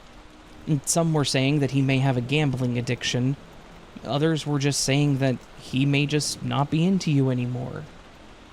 We all had our theories, but obviously they were just assumptions and none of it was helpful. Then, one of the mods, Dark Mouse, made a suggestion that would set off a chain of events that none of us anticipated. You know, he may be telling the truth. maybe he's going through some stuff mentally, and maybe he's actually spending some time with his buddies. Why not just follow him and see where he goes? The reactions were mixed. Some of us mentioned that this could be dangerous depending on what he was into, but Emily liked the idea. She said that she needed to know the truth. And she signed off with, "I'll let you all know what I find. Wish me luck." And then, silence. Emily just vanished from the forum. Weeks went by and the mods kept her thread alive just in case she came back, or in case something happened and they needed it for evidence. Many of us assumed that she had just left the group. Maybe she was embarrassed or heartbroken by what she discovered. But then, one night she reappeared. And her final post? It was haunting. It started with, "I did what you said to, and I wish that I hadn't." Emily went on to describe how she had followed her husband one night, driving discreetly behind him as he went around blocks, and traveled deeper and deeper into the woods. He didn't go too far out of town, but he definitely wasn't going anywhere near the bar where he claimed he was going. After a while, he pulled off onto a side road in the woods that looked like it led to an abandoned house. The place was barely more than a ruin. It was the kind of place where you would see a ghost hunter recording their videos. But the creepiest part of it all was that he didn't go into the house. And she watched as he pulled open the storm cellar that was partially concealed by overgrowth. She said that she waited in her car, parked far enough away that he wouldn't notice her with her headlights off, and her body quaked in terror. What the hell was he doing here? Why was he at this abandoned house in a damn storm cellar? She watched as he went down, and then came back up, locked the cellar up, and drove off, as if there was nothing going on. She said that she thought about confronting him, but after a few moments, it occurred to her that whatever he was hiding down there was worth lying to his new wife about, so it wasn't good. She waited for him to drive off, and when she was certain that he was gone, she made a split-second decision to break into the cellar and figure it out. She got out of the car, grabbed a large rock, smashed the padlock, and decided that she needed to go down there to figure this out. She mentioned that her gut was telling her that something was horribly wrong, that she was about to stumble upon something nightmarish. And that's a damn good way to describe what she found. She described this cellar as being this destroyed, damp and rotting room that looked like a room in a horror movie where victims would be tortured. And in the back of the room was a young woman that was chained to a large concrete pillar. She was emaciated, barely alive, and terrified. And the second that she saw Emily, she burst into tears and screamed for her to please help her. Emily immediately called the police, and she asked the woman what was going on. As it turns out, her husband had kidnapped this woman, and had been keeping her captive for about a week by this point. This woman had been reported missing, and her husband was the reason for it. When the police arrived, she had to explain how she'd followed her husband, how she saw him enter and then exit the cellar, and the woman confirmed that her husband was her captor when she was shown the photograph. The reason Emily had disappeared for so long was because she didn't want to post while everything was still being investigated. But now that her husband was charged and was going to be going away for a long time, she felt comfortable enough to tell us what she'd found out. Obviously, her whole life was shattered by this horrifying secret. And the only thing that she was thankful to find out was that this was the first time he had done anything like this, as far as they know. Though, if her suspicions hadn't festered, it most likely wouldn't have been his last. Obviously, no one can know what Emily's husband's end goal was, but we can all speculate. The forum obviously plunged into chaos. Dark Mouse, the admin that recommended she follow him, deactivated her account. And the police started actually investigating the group to see if any of us knew what was going on. None of us did. Emily didn't even know. But they had questions, and were trying to figure out why this all happened. The group was abruptly shut down, probably as soon as the police were done investigating us. It was for the best, because the group was pretty much dead after that. No one wanted to post in the group where all this was brought to light. Now, whenever I find myself scrolling on Facebook or whatever, and I consider joining a group that looks entertaining, I remember Emily. It felt like such a harmless suggestion on Dark Mouse's part. She wasn't wrong. He could have just been needing some time to himself, but that simple suggestion destroyed the lives of several people. It was for the best, ultimately, that she found out what he was doing. And she most likely saved that poor girl's life, but it's such a painful situation. And proof that even those we think we know the best, those that we love and plan to spend forever with, can be monsters that we would never expect them to be.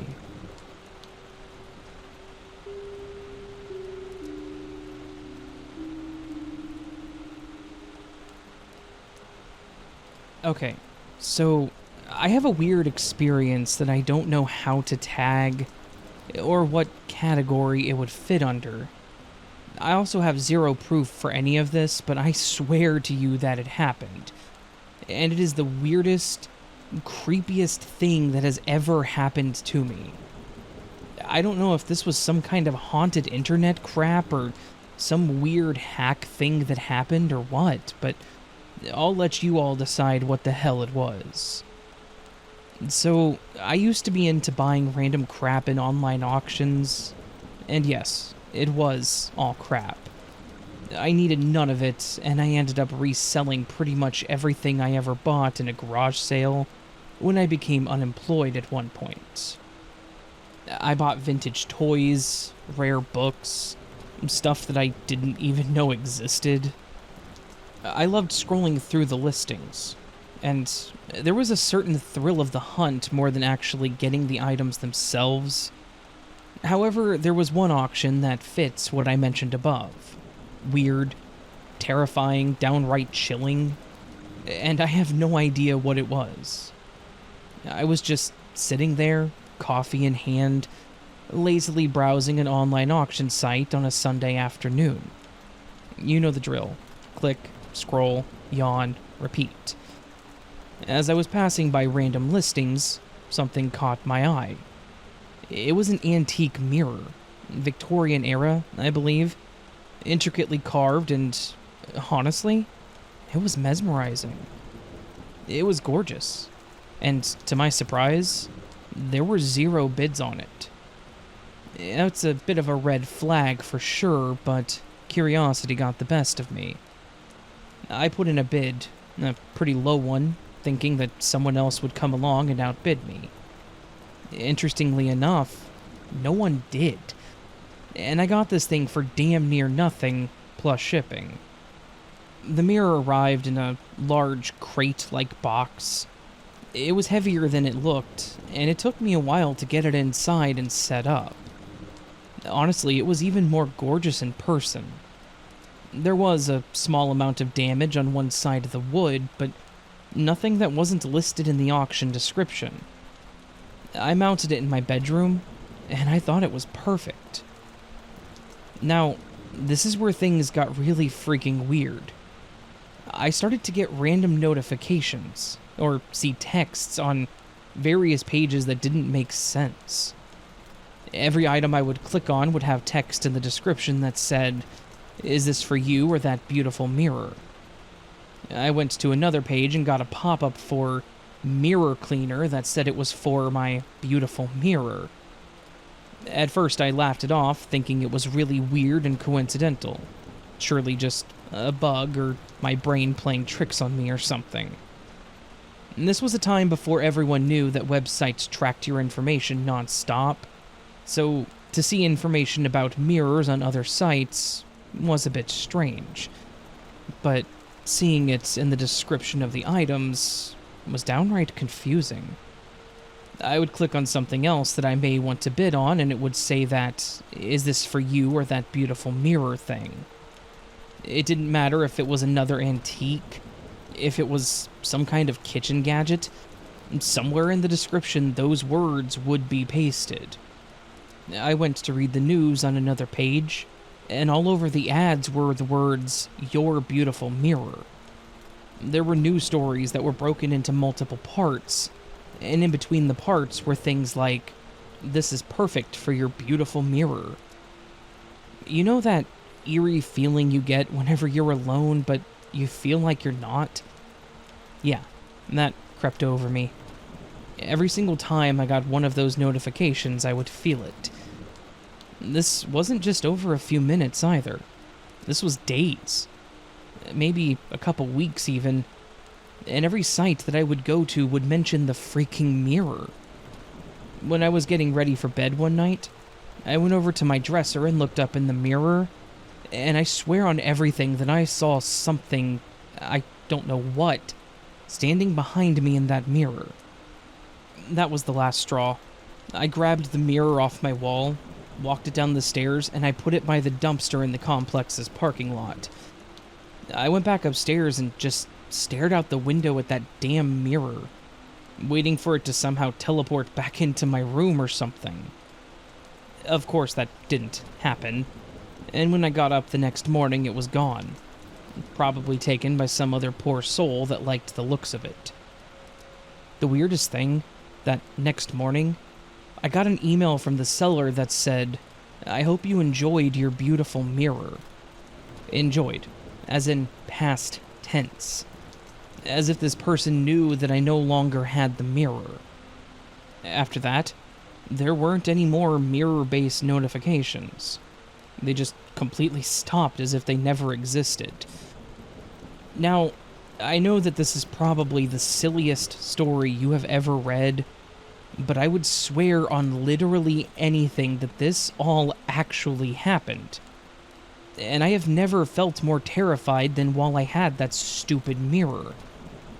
Like I said, a haunted mirror, a haunted internet auction, haunted internet? I have literally no damn clue, but it scared me. And it was over the minutes that I got rid of that stupid mirror.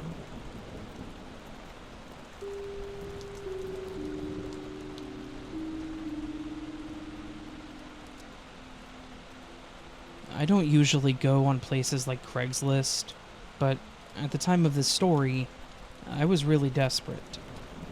My car had been stolen about a month prior, and they found it 2 states away, completely trashed at the bottom of a lake somewhere in Utah. So, needless to say, I didn't have many options to find a replacement. I couldn't hitch a ride with a friend to work forever. I also hated asking for favors. I always felt like I had to return the gesture immediately, so I usually stuck to doing everything for myself. I opened up Craigslist on my phone and I started looking for a used car. There were a bunch outside of my price range. A bunch that were in my budget but looked like absolute garbage. And then there was this 1995 Pontiac Bonneville. It was a nice dark green, looked well kept, and only had 80,000 miles on it. The guy was only asking $2,000 for it, which was under my budget. And I could use the rest to fix up any problems, if it had any, that the guy didn't list. So, I called the number listed on the posting, and after a few rings, a man with a deep and rough voice picked up. "Yeah. Hi. I was wondering if the Pontiac was still for sale." "Yeah, you want it?" "Yep. I can come by today for free." "Mm-hmm. Sounds good."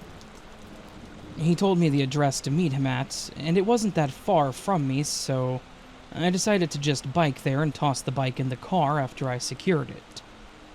With $2,000 in cash in my wallet and excitement pumping in my chest, I headed out. After about 5 minutes later, I reached my destination. It was a small shack of a house, with a canopy on the side of it that had a car under it. The car was under a tarp.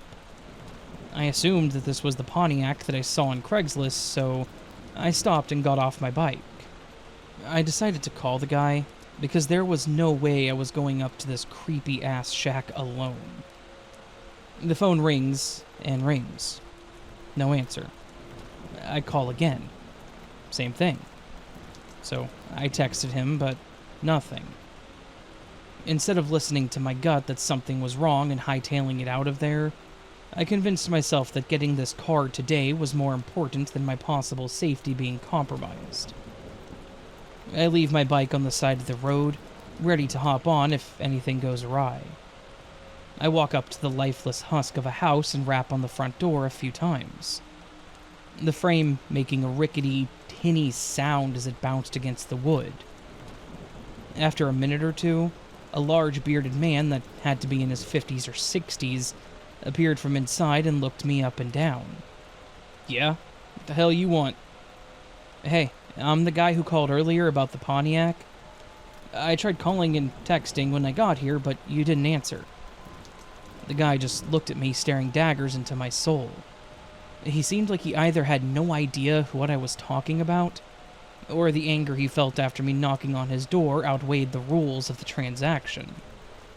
After about a minute, he just went, "One sec, be right out." I backed up from the porch just in case he decided to blow my head off or something. After another minute, the man, now fully dressed, he was in a tank top and his underwear before, walked out the front door looking me up and down again. "Come here." He motioned to me with his hand. I followed him over to the tarp-covered vehicle under the dingy canopy. It smelled musty and old. Probably the entire property and hopefully not the car, right? I'd have to pay to get that smell out. He ripped the tarp off, and what I saw made my jaw drop involuntarily. It was indeed the car from the listing. Only, it looked like it sat in that spot where we were standing for the entire 25 years since it was made. I clenched my mouth shut again before he could see my reaction. "Well," he said with his eyebrow raised. "Purty, ain't she?" "Yeah, man, she is beautiful," I managed to say back in utter confusion. Just one sec. I gotta check my bank, make sure I have enough money," I said. I went and checked the listing to see the pictures one more time, and something I neglected to notice in my desperation was a timestamp on the bottom right of each picture. October 11th, 1995. These were scans of printed photographs. I looked back at the guy and he was staring right at me. That same horrible glare right into my soul. I could not buy this car, and I had to get out of this transaction somehow. "Hey, man, I think I left my wallet back at home. I just need to go get it real quick. I'll be right back," I quickly said. Before he could say anything, I trotted to my bike, hopped on, and I sped out of there as fast as I could.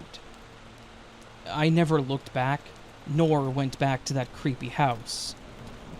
A week went by and I did end up finding a car within budget. It had about 150,000 miles on it, but it got me from point A to point B. The creepiest part of this whole interaction wasn't that the guy was trying to sell me a 25-year-old car that looked like it had sat outside during a nuclear explosion, but that somehow a day or two after I left, he ended up finding where I lived. He showed up, and he started pounding on my door, yelling slurs and obscenities at me, demanding that I pay him for his wasted time. He came back once or twice over the next few days, and one of my neighbors called the cops, and I never heard from him again after that. So, take this as a lesson.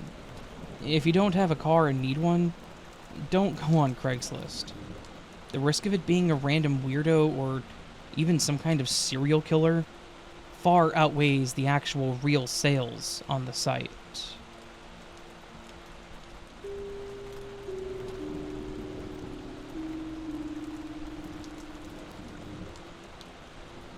I've always been a bit of a night owl, the kind of person that stays up all night, much to my own detriment. I've also been the overly trusting type, and I love to talk to new people, so I'm also a pretty avid user of various social media apps. There was one that I used that isn't around anymore. I think it was called something like Nocturne or Nocturnal. I don't remember the specifics, and this was way back in the beginning of smartphone apps, so my apologies. It was a bit of a unique type of social media app. It was designed for people that were up late to talk to each other anonymously. It was kind of neat. You couldn't even log in unless the time on your device was between 11 p.m. and 5 a.m. So, basically, you could talk to people in 7 different time zones. A good distance. And you could add interests like movies, music, books, just random things that you liked. It was a pretty neat way to chat with people and pass the time. I chatted with a lot of people over the few weeks that I used this app, but eventually I ended up finding one person that I really liked chatting with, a user named Bird's Eye View, though I just called him Bird. We had a lot in common. We both loved the same obscure indie bands, were into true crime stuff, and even shared a few favorite books. Our chats were pretty silly and lighthearted, but some of them did shift to deep and philosophical. Now, I will say that one of the things that Bird was really philosophical about was death. He wasn't obsessed with death or really anything creepy, but he would oftentimes say that he was depressed, and that he was just stuck thinking about his own death.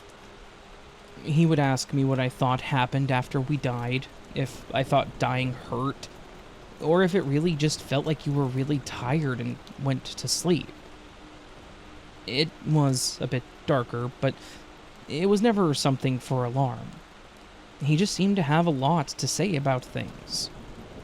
Then, one day Bird asked me if I wanted to try a new feature in the app called Visions. It was kind of cool. It was a lot like Snapchat. You could send a picture and it would be deleted a few hours later. It wasn't immediate, but it was within the day. I think it was 12 or 24 hours. These visions were also stripped of all personal information when viewed, so that you couldn't screenshot it and attribute it to anyone else. Like, you could see who it was from on the list, but when you clicked on it, that info was not visible. The first few visions were innocent enough. Memes and pictures of nature, random things that just looked neat that we wanted to share. But then, Bird sent me a vision that actually bothered me. It was a picture of a hand, and the hand was covered in what looked like blood, and with it was the text, "I know what death feels like now." I took the conversation out of the visions and sent him a direct message saying, "Yo, Bird, what the hell is that about?" He didn't reply with a DM, but instead sent me another vision. This time it was a picture of his face, but he was wearing a ski mask. The message attached to it said, "I may have done something bad." I just stared at this picture, thinking about that one and the last one, and trying to piece together if this was some kind of prank. I chuckled nervously, but responded saying, "Bird, that's not funny, dude. Don't joke about things like that." This time he did respond in a message. It said, "It's not a joke, and I'll prove it to you." I won't describe the visions that he sent after this in detail, but I will say that they painted a really disgusting crime scene. It started with an image of broken glass on a back door, an image of a random kitchen, and then pictures of a living room with a person lying on the floor. He sent photos of a large knife covered in red, the red-stained carpet, and then a photo of a woman's lifeless face. He then sent a message saying, "She fought me for a bit, but I was too strong for her. Death is painful, by the way. I asked her before she died how she felt, and she just looked at me with wide eyes. I asked her if it hurt, and she told me that it did. So, yes, death is painful. So, immediately after this, I called the police. I was able to explain pretty well all the information about what he had sent me, and I had to explain to the officer that arrived that I didn't know this man, that I didn't know where he lived, his name, his current location. All I could show them was the images he was sending me and tell them what I did know about him, which was next to nothing. I'm guessing they probably had to get information on him from the app developer, but I wasn't able to help much. I ended up deactivating my account after that, and deleting the app entirely. Like I mentioned before, the app ended up going offline not too long after all this went down. I would guess that they weren't capable of handling the anonymous image sending system like they thought, and people were probably sending illegal content. Obviously, I never heard from Bird again, and I have no idea if they caught this guy or found out anything about him, but I hope that they did. Now, I only have a Facebook account that is locked down, and I only add people that I know personally.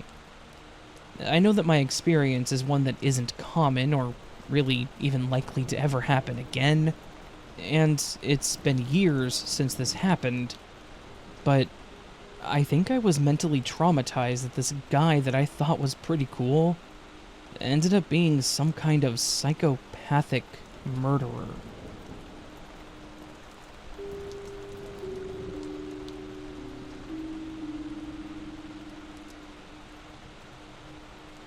When everything started with COVID, I lost my job for a while. And while unemployment did help a bit, and my wife was able to keep her job, we were spreading ourselves a bit thin financially. So, I needed to do something. I thought, hey, let's offer handyman services on Craigslist. I wasn't a handyman by trade, and I admit that I wasn't certified or anything, but I knew how to do most home repairs. Benefit of my dad being pushy with making me pay attention to him when he worked. He was a handyman. And when I was a kid out of school, I had to go with him to all of his jobs.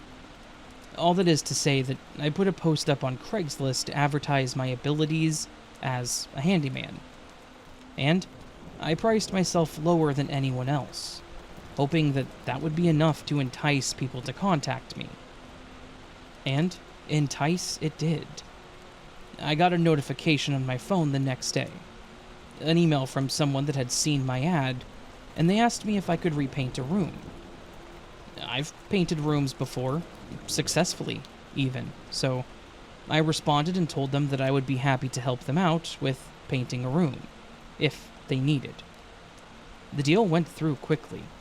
They wanted me to come over the next day to start it, and asked if I could finish it within the week.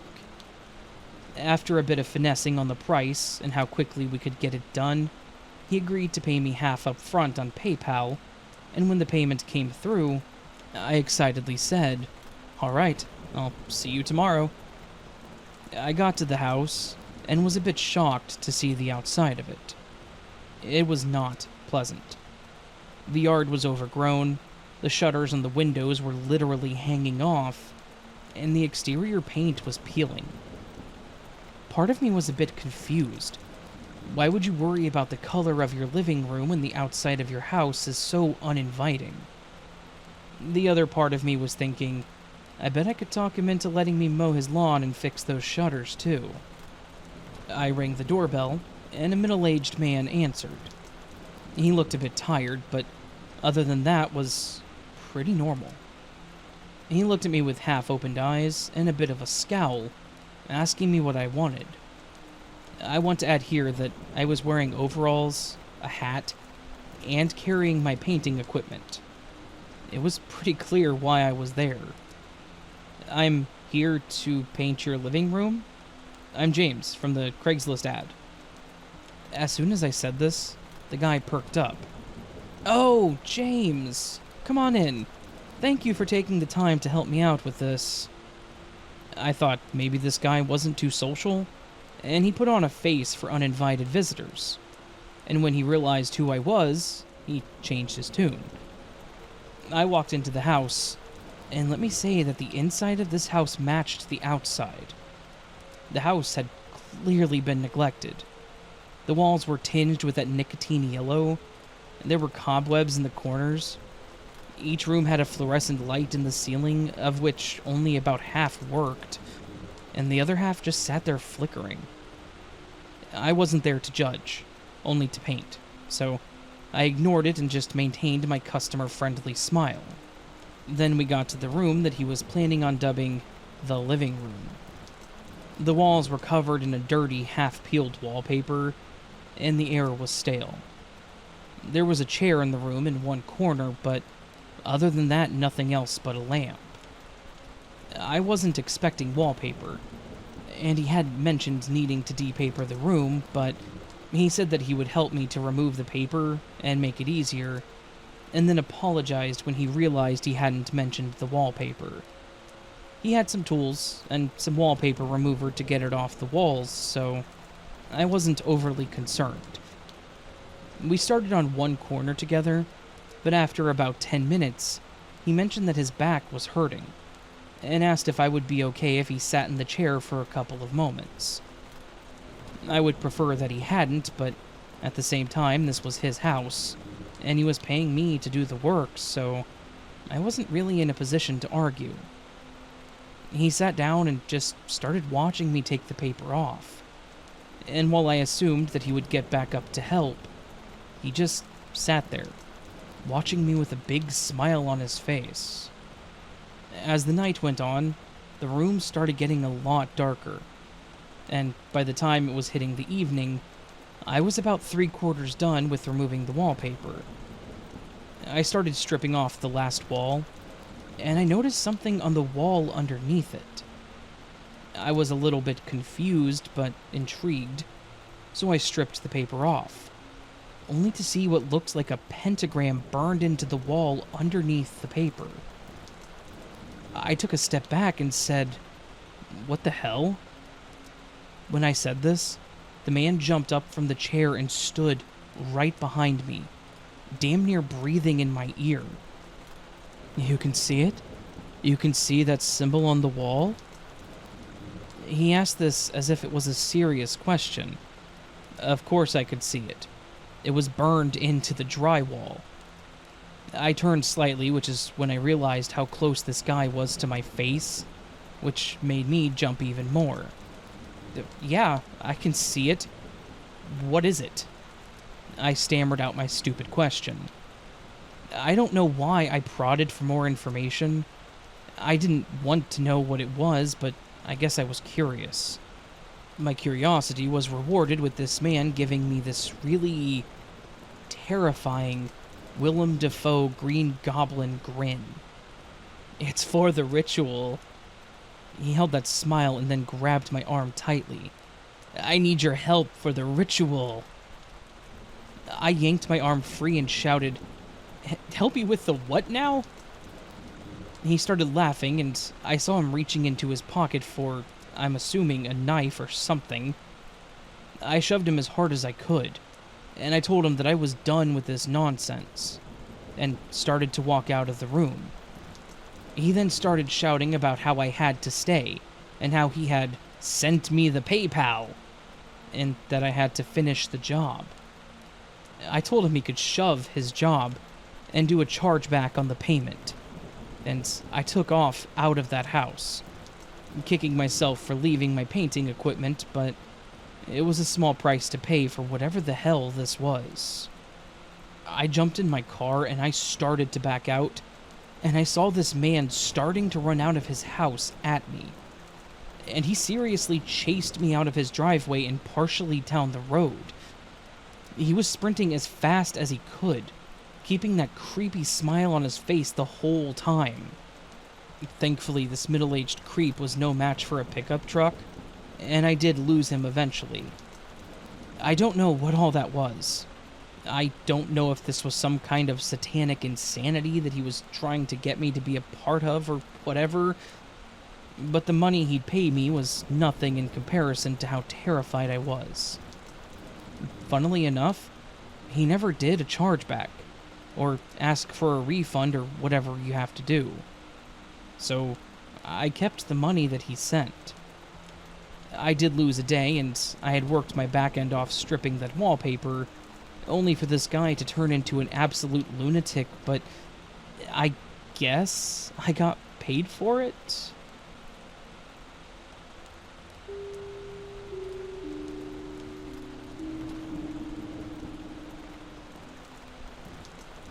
About 20 years ago, I had some pretty sudden life changes and ended up renting a small house in a small suburban neighborhood. It was nice. It was a major change for me, and I would say that it was a peaceful and fresh start. The house was charming, not too big, had a comfortable little yard, and I knew the person that was renting it out, so it wasn't too expensive. As comfortable as it was, I will say that some of the neighbors were a bit out there. The majority of them were kind people, but some of them were nosy. One neighbor, in particular, Mr. Weller, was a very confusing individual.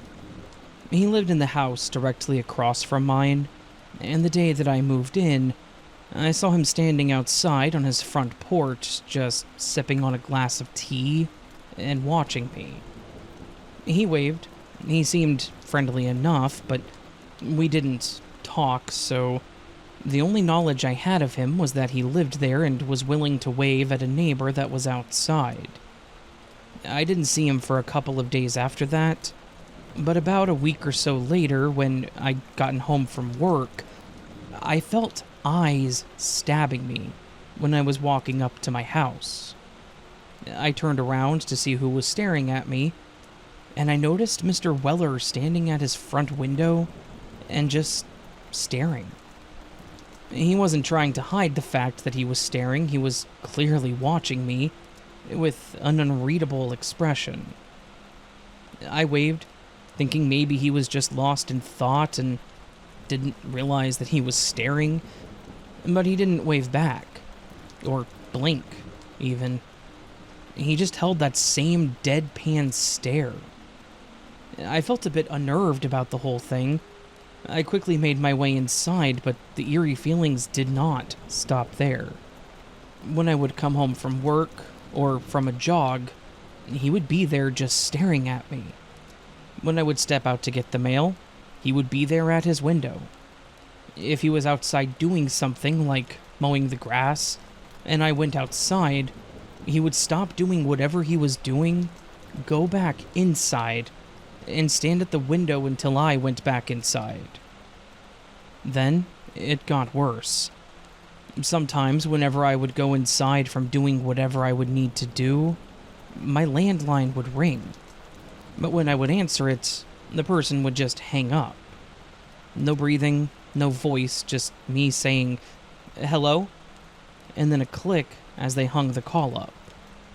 I couldn't prove who it was, and the caller ID would always show blocked, but I had this weird feeling that it was Mr. Weller. I had no idea what I had done wrong, or if I had done something that made him hate me. But clearly, this man had something against me. I called up the person that owned the house. They were a friend of my mother's, so I had their direct number. And I asked her if she'd ever had any troubles with Mr. Weller. She told me that she hadn't personally, and that I was only the second person to rent the house. But the other tenant hadn't mentioned any issues. So, by this point, I knew that it was just me. After a while, it started to get to me. The incessant staring, the silent calls, it actually made me feel paranoid.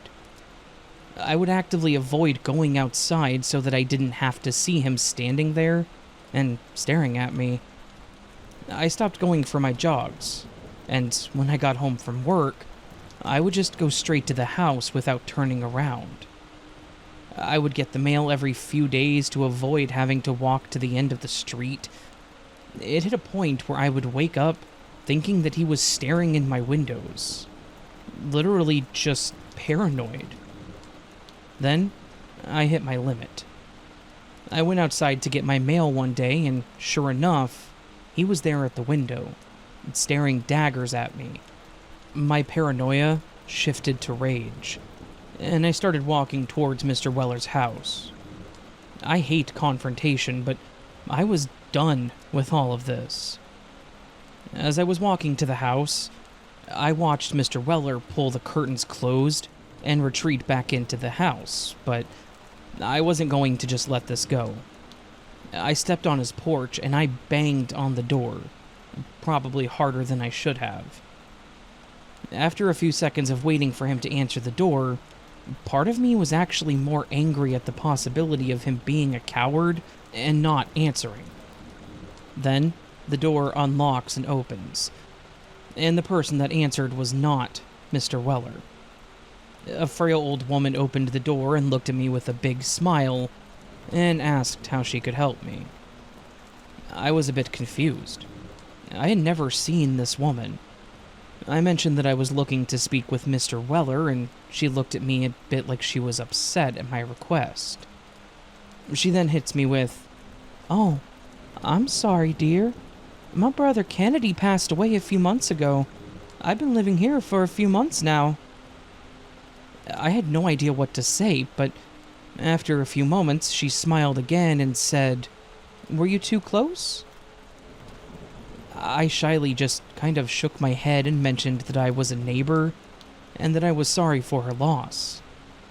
She thanked me, and I awkwardly made my exit out of the conversation, feeling like a total idiot.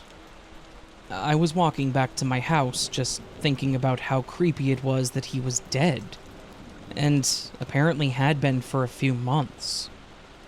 I got chills thinking about how I would see him staring at me from the window, even though he was gone. Then, I stopped, and it hit me that this was all a load of BS, and that I had literally seen him mowing the lawn the day before. I turned and looked back at their house, and sure enough, he was there at the window staring at me. I actually laughed as I went inside. This jerk was such a coward, and was so unwilling to face me after being a creep for so long, that he had whoever that woman was, his sister or wife or whatever, lie and tell me that he was dead. After that, the staring and calls actually stopped. He never bothered me again.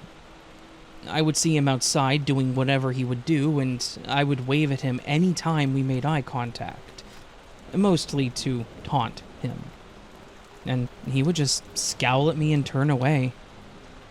In the end, I don't know what the hell Mr. Weller's problem was. I don't know what I did to make him dislike me so much, and I don't know why he was such a creep. But I was thankful that it all stopped. I only lived in that house for another year, and the whole time I never spoke to him or that woman. And I never had any other problems.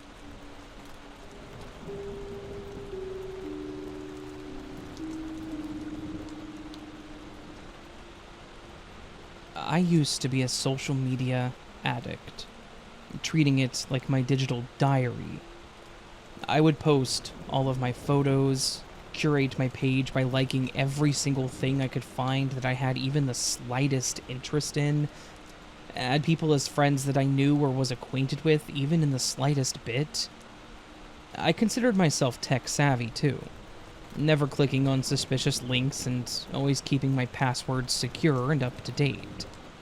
But, despite all my caution, it happened to me.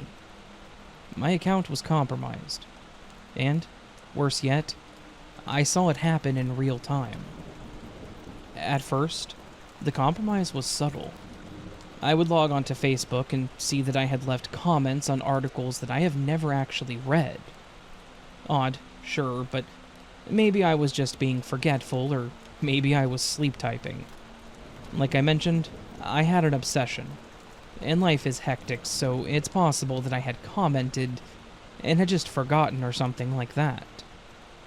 Then, I noticed that I had a few friend requests that were accepted, but I couldn't recall sending them. Again, I brushed it off. My job requires networking, so I thought maybe I had just added these people during a particularly busy week and simply forgot. It wouldn't be the first time, really. But then it escalated in the weirdest way. While I was scrolling through my feed, I noticed a message pop up in the corner. It was from my college roommate, Nick, someone that I hadn't spoken to for several years.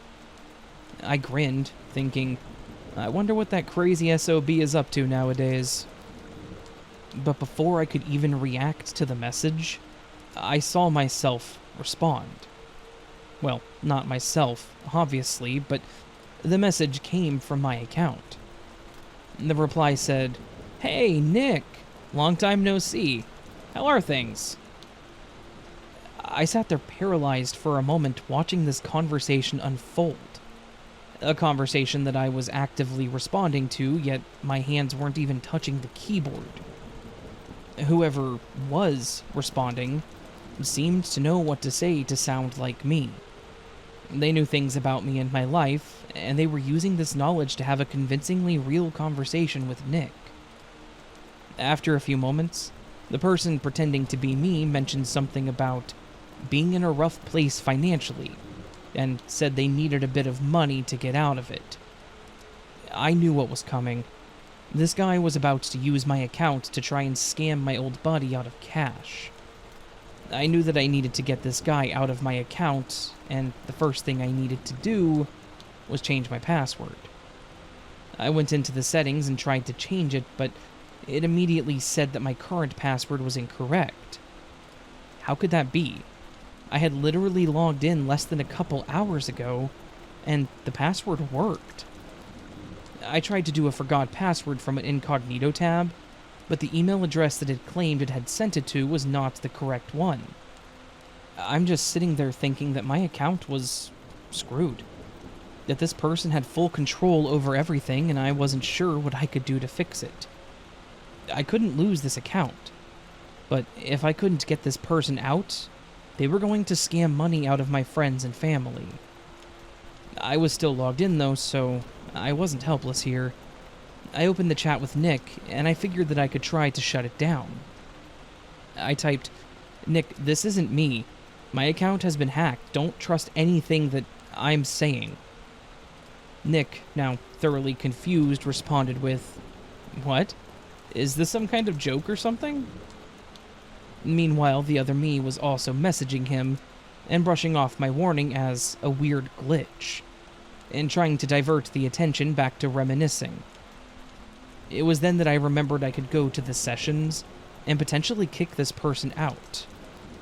I went to do so, and to my surprise, it only showed the one session. My session. After thinking about it, I said screw it and just went to deactivate my account. I went through the process of doing so, and I force-killed all sessions, logging everyone and everything out of the account. Even if it only showed my session, I figured that this was the best course of action. I had no idea if it was going to solve the problem, but it was all I could do to stop what this guy was doing. I spent way too much time logging into all my other accounts, changing passwords, logging out of all sessions and apps, just making sure that everything was logged out and secured. I also contacted Facebook support, which, at that time, was actually helpful, telling them that the account was compromised, and after proving that I was who I was, they locked it out and changed the password to a temporary one that I had to log in and change right away. I did, but I kept the account deactivated. After a while, I had cautiously decided to go ahead and reactivate my account, to see if there was any way that I could recover anything on it. When I logged in, I was surprised to see that the account's information had actually been changed. Not the login information, but the name and everything like that. It was changed to Lucky Fool. The About Me was changed to You Think You're Safe, but I'm Still Around. Their profile picture had been changed to a Guy Fawkes mask. Interestingly enough, all of my posts on the account had been deleted. All my friends removed and everything else scrubbed clean. So, I guess whoever hacked it just wanted to destroy it. I was annoyed, but I had to just accept it for what it was. I made a new account, but just added a couple of close friends and family members, and I didn't like any brands or anything like that, keeping my Facebook footprint as small as possible. I don't know how or why this person decided that they needed to mess with me like this, that they had to destroy the account that I had built like this, but they did. And, because of it, I'm always looking over my digital shoulder, if you will, wondering if someone is still out there watching me and waiting to just do it all again.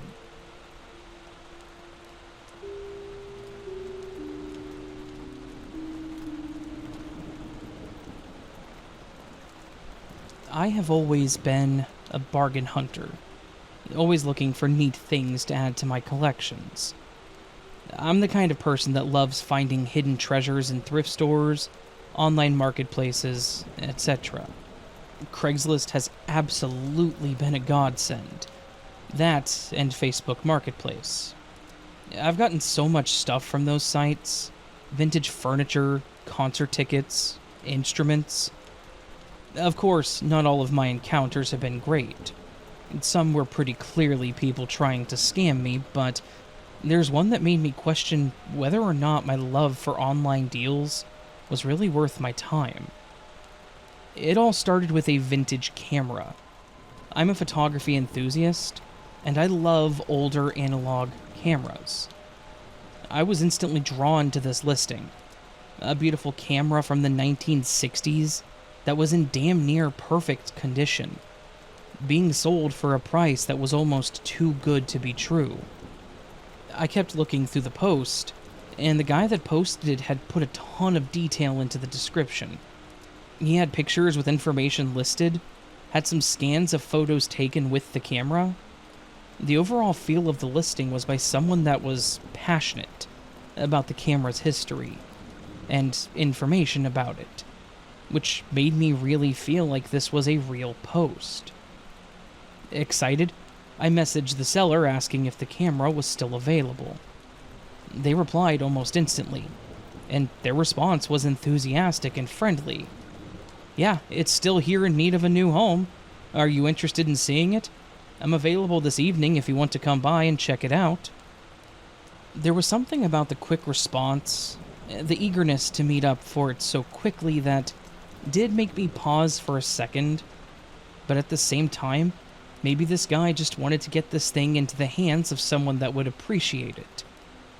I'm a pretty decently sized dude, so I'm not typically scared when meeting up with other people. After a little bit of back and forth, I agreed that I would meet them at their apartment. It was a small apartment building, according to Google Maps, but it was a multi-floor building, which made me feel a bit better about it. He gave me the address and some basic directions, and I made my way there later in the afternoon, eager to get my hands on that camera. The apartment building definitely looked a bit older and worn down than it did on Google Maps. Like, a lot more run down. The front door made this awful creaking noise, and the hallways were seriously dark. Like half of the lights didn't work. That, and there was a smell of must and old wood. I slowly made my way to the door, which was actually down the stairs to the lower level, and knocked. My heart was pounding. The thrill of a good deal was fighting that growing sense of dread in my head. Then, the door creaked open. The man was standing in the doorway with his face in a slight smile. He was wearing an old pair of basketball shorts, and nothing else. I was a bit taken aback with this guy coming to the door mostly naked, but at the same time, this was his home, so maybe he just wanted to be comfortable. I personally would have at least put a shirt on, but that's just me. He told me to come on in, and he ushered me into the apartment. I very slowly stepped towards the door, thinking that the second I stepped across the threshold, I was going to be grabbed or attacked or something, but thankfully that didn't happen. The apartment was an absolute disaster, cluttered and filled with stacks of old newspapers and various items that looked like they were part of a collection. I stepped in as far as 3 steps past the door and stopped. The man noticed but kept walking over to the corner, opened a cabinet, and pulled out a box that was in near pristine condition. A complete contrast to the rest of this place. I grabbed it, and I know for a fact my eyes lit up, because the guy chuckled as he turned to walk away and sit down in his chair. I opened the box, and I pulled out the camera to give it a once-over, and it was just as quality as what he'd listed. As I was looking it over, he was asking me random questions. "Do you live around here? Are you a professional photographer? Do you do a lot of deals on Craigslist?" I'm giving him short and vague answers, my instincts telling me to keep my guard up. I nodded as I finished looking the camera over and placed it back in the box, and then I looked up at the man and thought I was going to be sick. I'd seen him walk over to the chair and sit down. What I didn't see was him pull a blanket over his lap, and now he was sitting there with his eyes closed and making a motion under the blanket. I stood there for probably 4 or 5 seconds not speaking, just living through the most awkward moments of my life. I think he realized I wasn't saying anything, because he opened his eyes and noticed that I was just standing there. I kid you not, this guy immediately cleared his throat and shouted, "I wasn't masturbating." I swear, I stood there just blinking confused for several minutes before I pulled the cash out of my pocket, placed it on one of the stacks of newspapers, and just turned to walk out of the apartment. As I exited, the guy shouted, "Thanks, and pleasure doing business with you." I'm pretty damn sure I sprinted out of that building, jumped into my car, and went double the speed limit out of the parking lot. I was happy to have the camera, but that was just gross. So very gross. He messaged me the next day, saying that he was sorry I had to see that. I obviously went ahead and blocked him. Even if he really was sorry, I didn't want to talk to him anymore after that. So, in the end of it all, I did get the really neat retro camera, but I had to deal with this dude giving some self-care in the process. That absolutely was not the last deal that I did on Craigslist, but it was the last time I ever went to get the item at someone's house alone. After that, I always brought a friend, or my brother. I'm glad the dude didn't do anything more, like move the blanket or try to attack me, but it was still super creepy. So, dude that sold me the camera, let's never meet again.